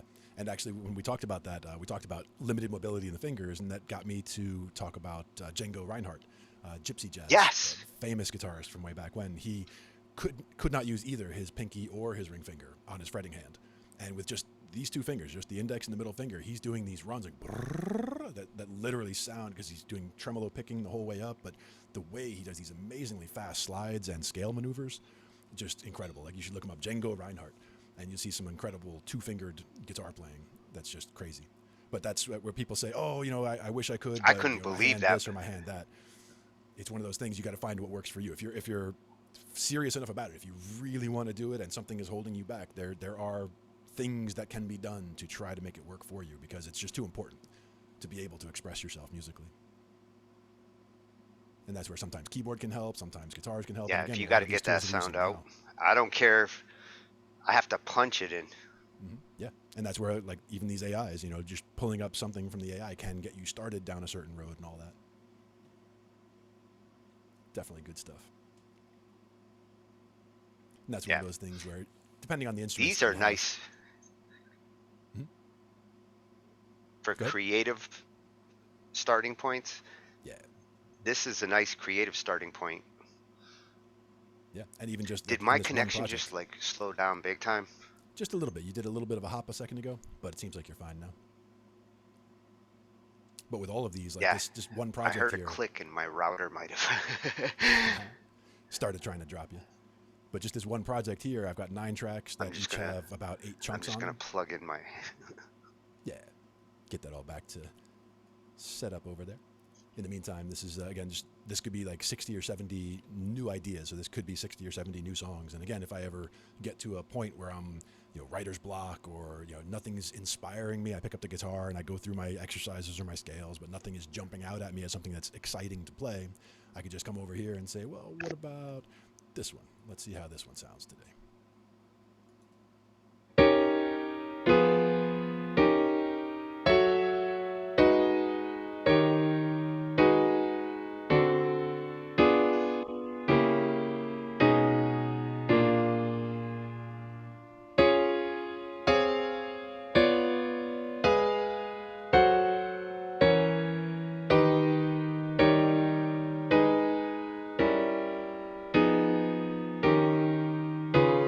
See, now I would pluck about 40% of those chords out. Exactly. Exactly. That one's a little bit too busy, and probably if you were to melodyne that one, it is not just going back and forth between C and F. So that one has Well, and a lot more going it's on. kind of it's taking that like Russian composer chord approach. Hmm. Dun, dun. I would slice 40% of those chords out that are too melodic and too dissonant, and the chords in the right places there actually is a nice progression to work from.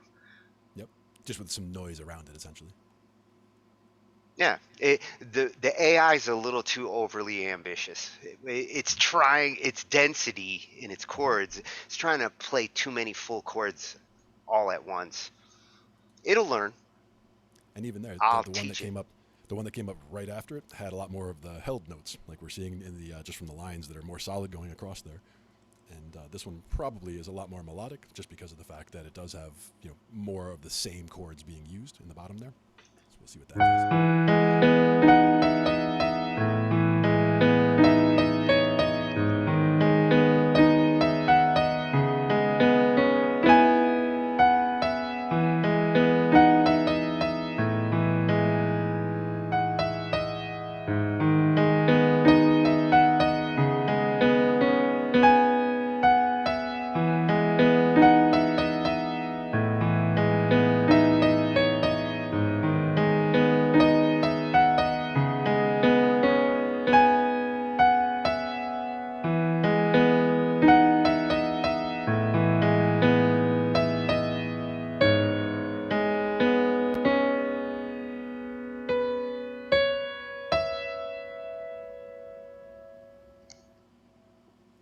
Nice.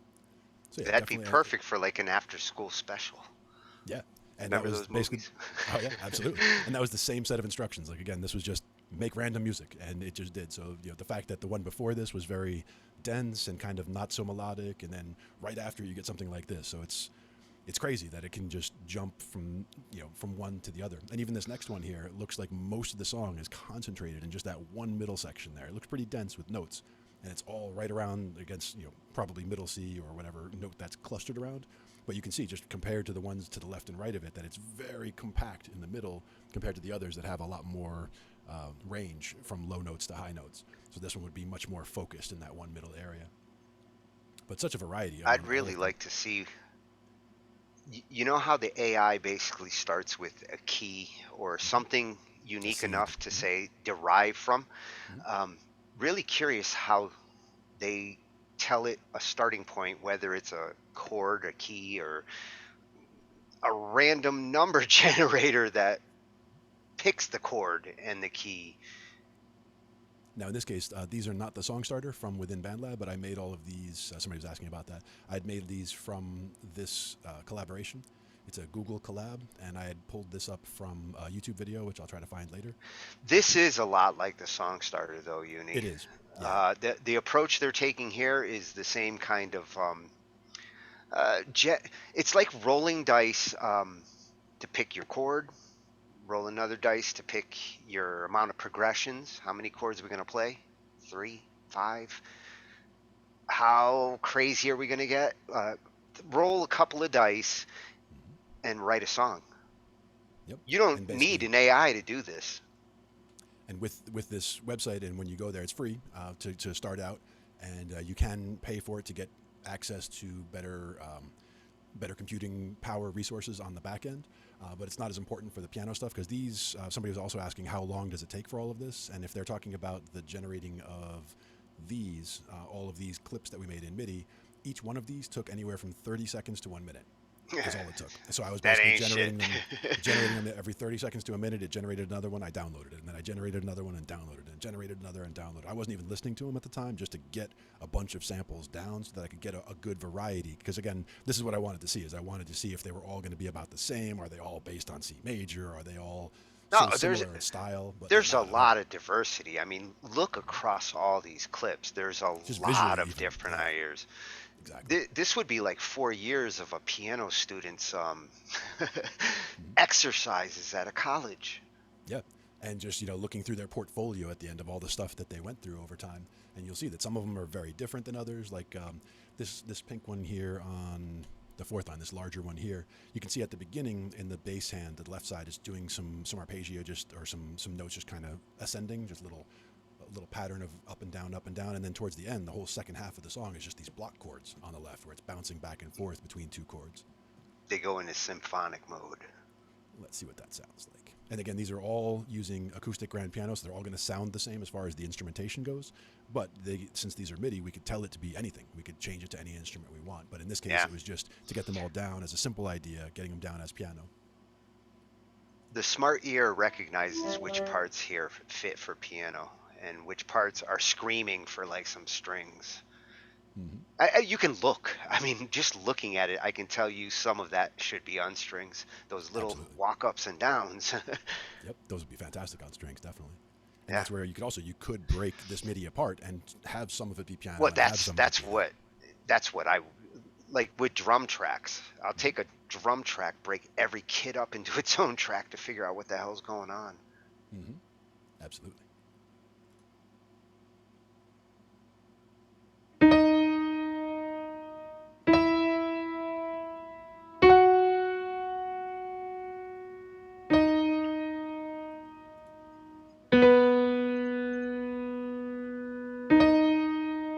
It's a much slower one. Let's jump ahead to the part where they got the chords in the bottom.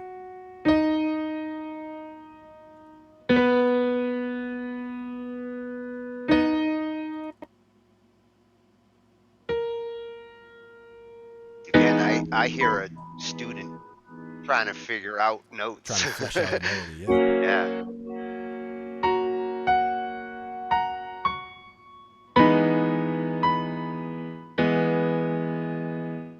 Very different style in the first half, too. Well, now it's like a student trying to write a jingle. Yeah, and then we got some melody stuff happening up on the top.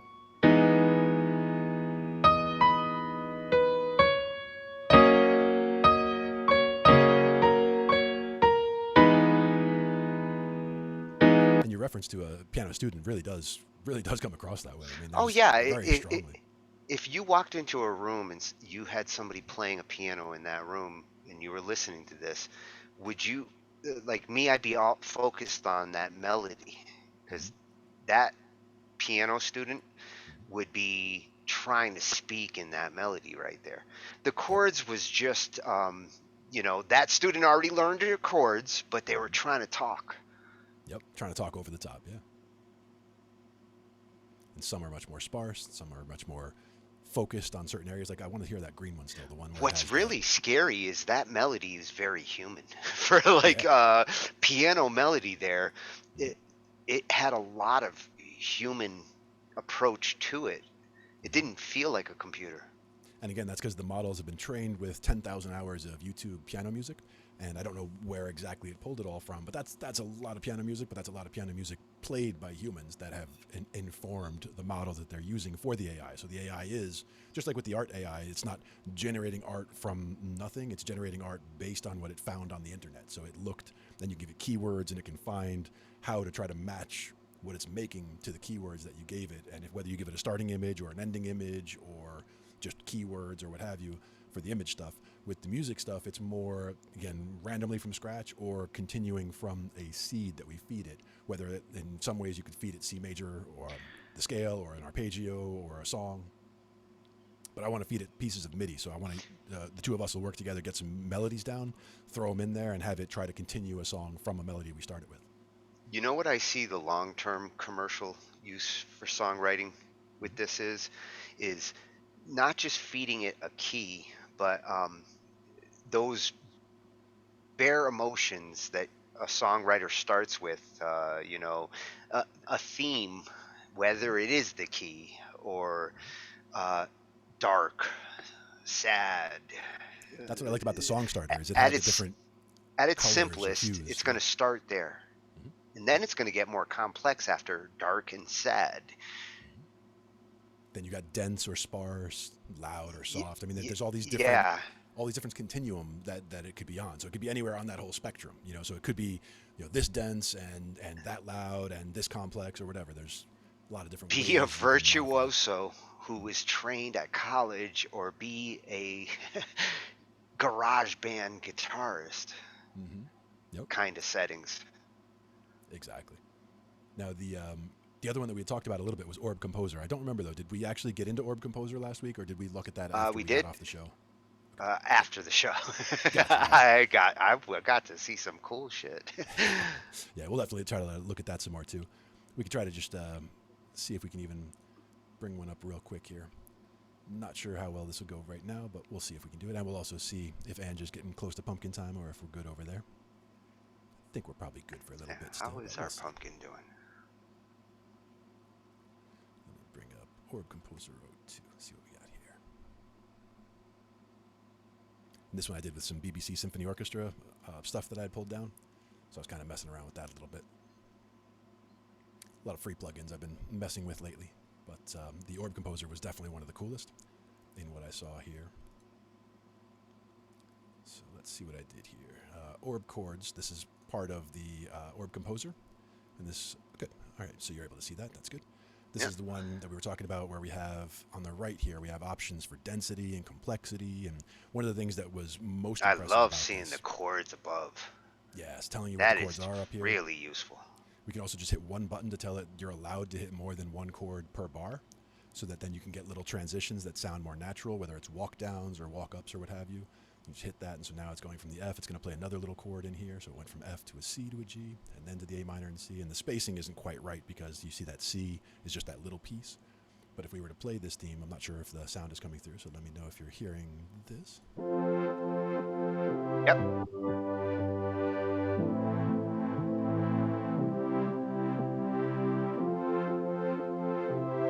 As you can see, that's just, that's, and if I wanted to pull that just like it is into the DAW, there's just this little button right here, drag to your DAW, and you can just literally drag that, and that brings that MIDI for that part that you just made into the DAW.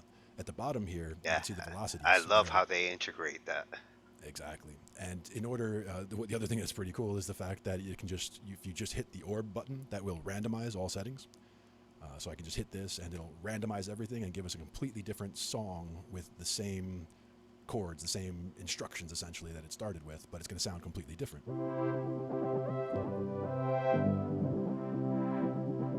Now with this one, see, now if you ever heard Mozart on synthesizer, yeah, one of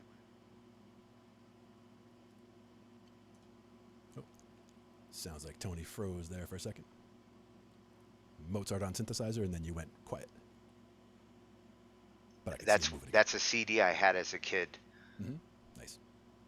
In this case, the sound that it's on there, the symphony sound, doesn't work as well with the very fast note changes, because this would be more like on a piano, like you're hitting, very staccato notes, and if you're trying to do that with strings, there's too much of a swell in the strings, so it doesn't come up as well. But if I bring down manually the density and the complexity, you'll see it rewrite the parts on the fly. So that now it's a completely different part, and now it's using C and then D minor, and then C, and then F, and then C, and then C. So it's a completely different song. You can see the difference in density when you change that. Absolutely. And I can go up a little bit more if I want it more dense. I can come down more if I want it less. If I come all the way down, it's just very basic. Same thing with complexity. All the way down, very basic. It's the difference between garage band to progressive metal. Yep. And each of these dials, you can just go up or down how you like and see what it sounds like. And syncopation.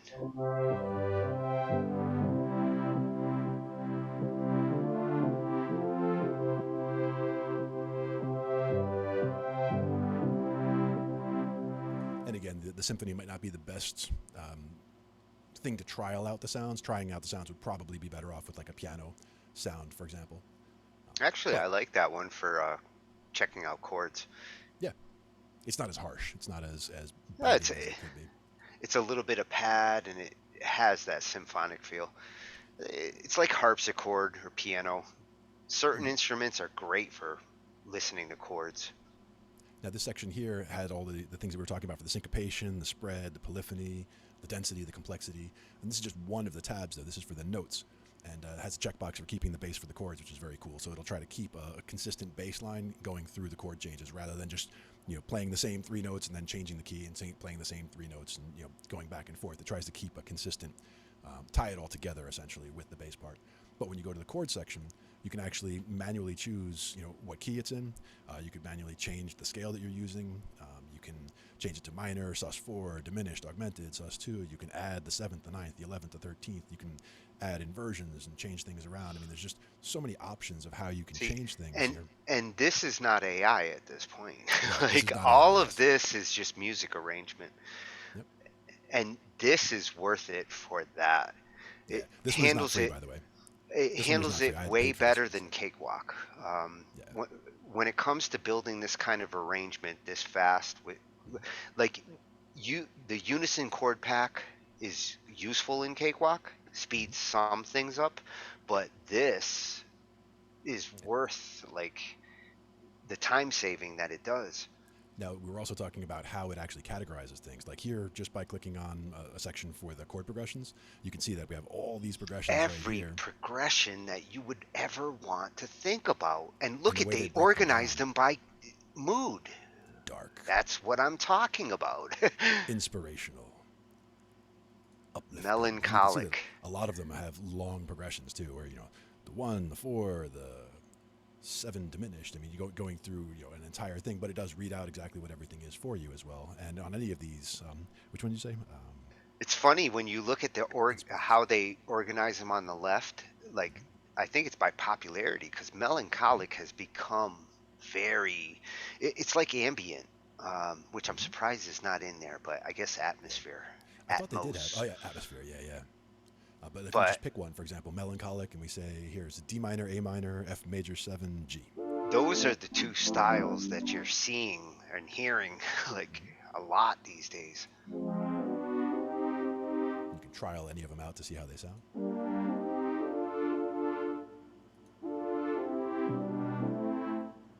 which is very cool. And again, this is just one of the sections of the orb composer. And once you've chosen one, you come back out. Um, there's also velocity. You can have it randomize the velocity for you. You can tell it to go strong on the strong beat, the weak beat, the off beat. The software is very powerful. Again, this is not the free one, but there are. It has 4 sections. It's got the orb chords, the melody, the arpeggiator, and the bass, where it can sit there and write bass lines for you as well. But this is one that I just decided to try out and see how useful it could be, and just I'm blown away by how much you can do with it. And I haven't messed with it a lot yet, but it's definitely going to be something I'm going to be getting big into over the next couple of months here. Oh Just yeah, utilizing a I lot of wanted this. to inhale a bunch of my piano clips. Yeah, exactly. That I need to turn my piano pieces into clips. Otherwise, I have to play like 4 or 5 minutes in order to make the song. Exactly. I need that's the approach that it's got there. Hmm. I And they would think be it'll fun to be sing over useful. uni, definitely. Now, the same thing, getting back to BandLab and the free stuff, I did make a bunch of songs with Songstarter at one point.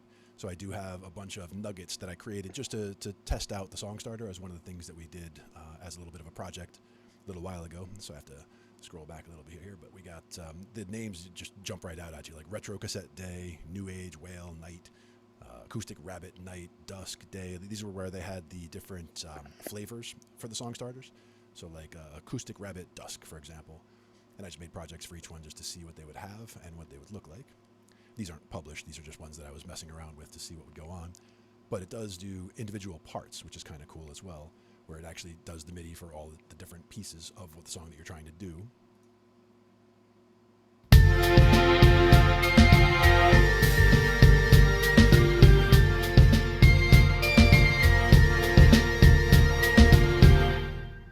And in this case, I didn't even notice before, but the honky tonk bass on this one, if you watch, it actually has a lot of automation for the volume.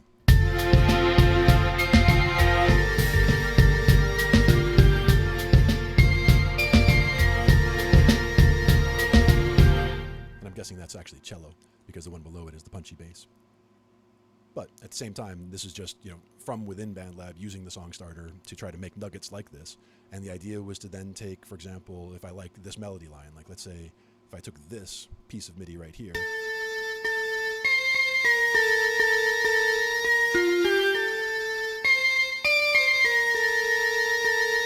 a little bit of dissonance in there, but that's just as an example. That's a 10-second melody clip that I could easily feed to that other AI that we were just looking at before and use that as, and ask it, hey, continue that. and it'll use that as the seed essentially to build the rest of the melody around that, or build the rest of the song around that.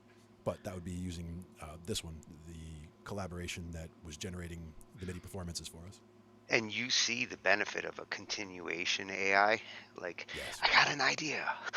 Where can I go with it? They're making AI for that.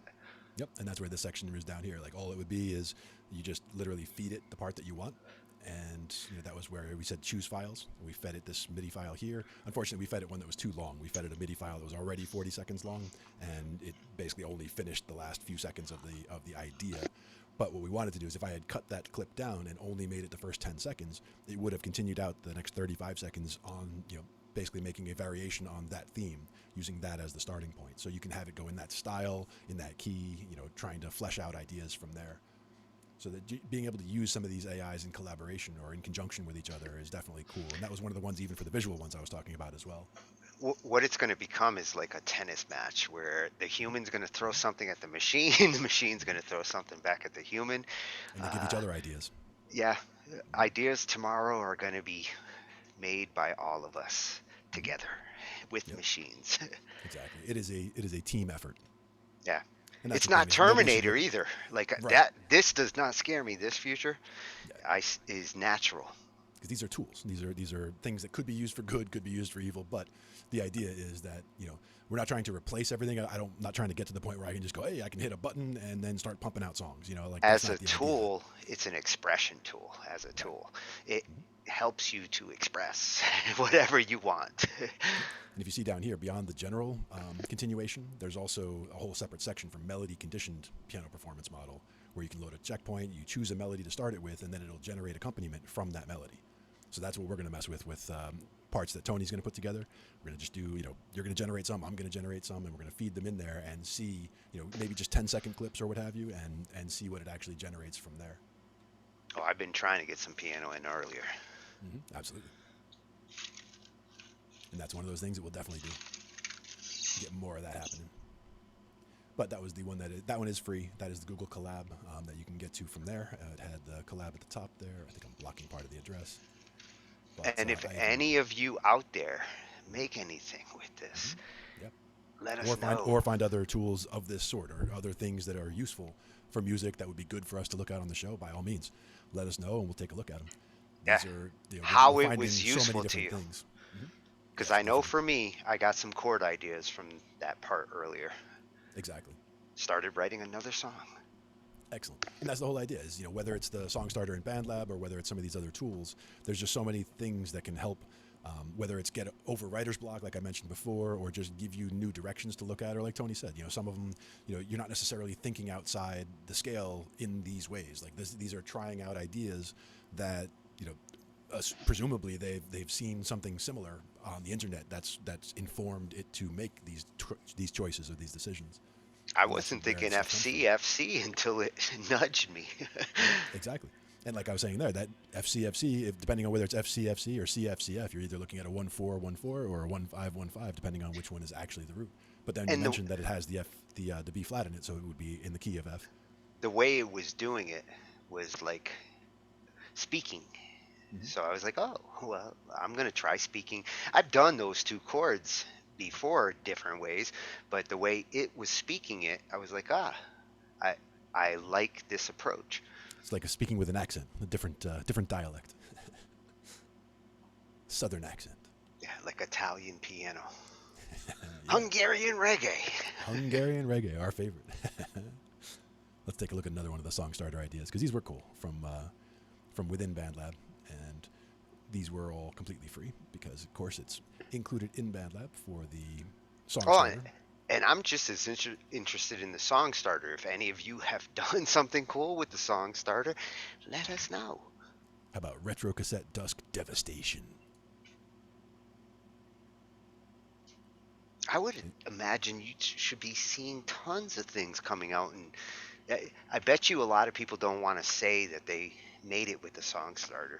They just want to say they made it, because you know how artists are. Like, the other thing is that these aren't really fully fleshed out ideas, because each of these are maybe 10 or 15 seconds, maybe 4 bars. I think they're all 4 bars long, because that's what I told it to generate. But each of them, they can give you a good starting point. They can give you a good palette of ideas to start building on. And like this is just a random one: Retro Cassette Dusk Devastation.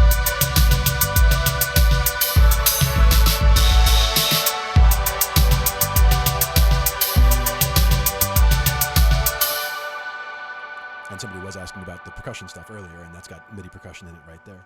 Yeah. 2 sets. Anybody looking for like percussion AI is going to be real happy when they go search the internet. Mm-hmm. Absolutely. There's a lot of drum engines out there these days. Mm-hmm. The bigger challenge is like finding one that you're willing to stay with that one. Indeed. I want to try them all. Yep. And that's where, again, you can just make these and see them. If you don't like it, get rid of it. No big deal. What did you lose? A few seconds, but you experimented and you checked something out. Well, I really like the drums that they come up with. The chromatic notes, the pads and things, I might turn those off. Not necessarily turn off.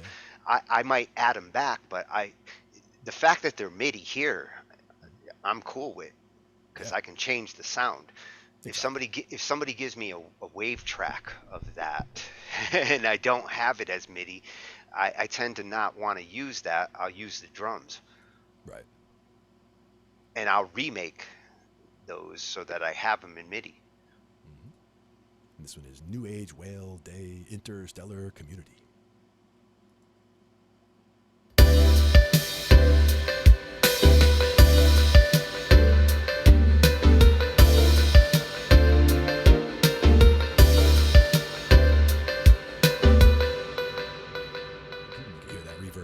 That is pretty cool. And that cheeky boom bass, I love that name. Cheeky boom bass. And it was just hitting one note the whole time, that bass. Yeah, I was doing that one note test.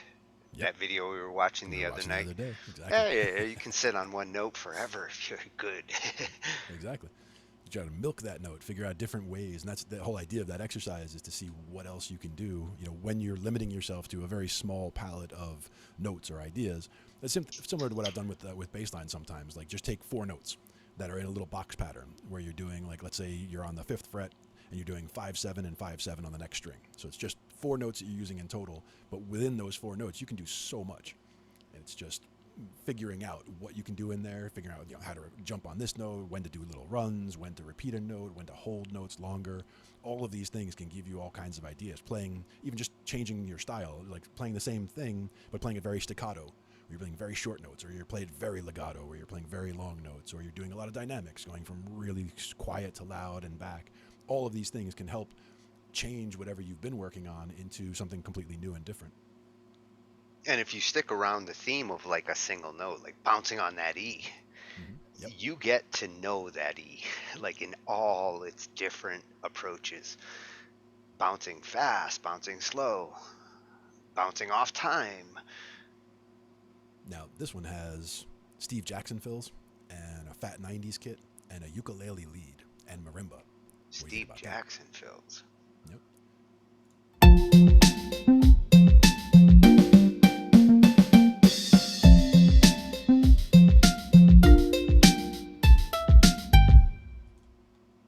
Yep. And that little bum, that was a little fill that it had going on there. Yeah. And that was in a break that it had in the Fat 90s kit in the middle.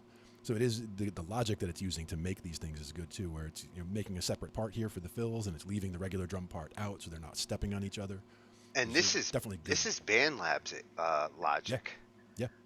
This is the song starter within BandLab. Yep. I made these a couple weeks ago before a show. Like, basically when it first came out, I jumped on it and made a dozen or 2 dozen of these to test it out and to try it out and to try to flesh these ideas out a little bit. Yeah, curious to the approach, because it is also like a 4-part approach with a fill track. From all the ones that you did, that was the consistency: 4 parts and a fill. Yep. And that's one of the things that they're building in with the logic. And again, this would be day, so it'd be brighter. But if I took that same Acoustic Rabbit Blissful Meditation and did night or dark or whatever. Well, you see some of the similarities here, right? Between this and Orb, the way that they arrange their moods there. Yep. And all these AIs that are doing this, I think are kind of working from the same mentality. It's a little bit of chord pack with song theory AI. Yep. How about It's a question of lo-fi hippo? how much theory does that AI have? The Yeah. more it Or what is it has, using to inform the models? Yeah. yeah, the more it understands those emotions and those categories. When you go picking dark, a good AI knows what dark chords are. Now with this one, the fill is literally one double hit on a classic house kit.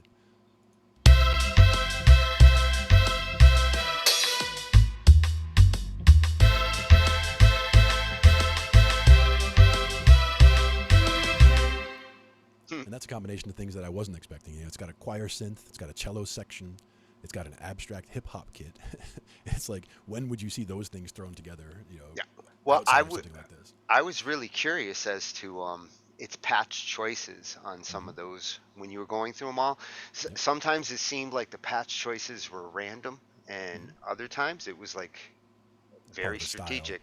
Yep. Yeah, like the difference between needing a bass or needing some marimbas. Yeah, exactly. It's trying to figure out, and again, it might just be flipping a coin or what have you, but let's see. Wolf is asking, when doing a MIDI, is there any set effect per instrument? You can set effects on MIDI instruments in BandLab.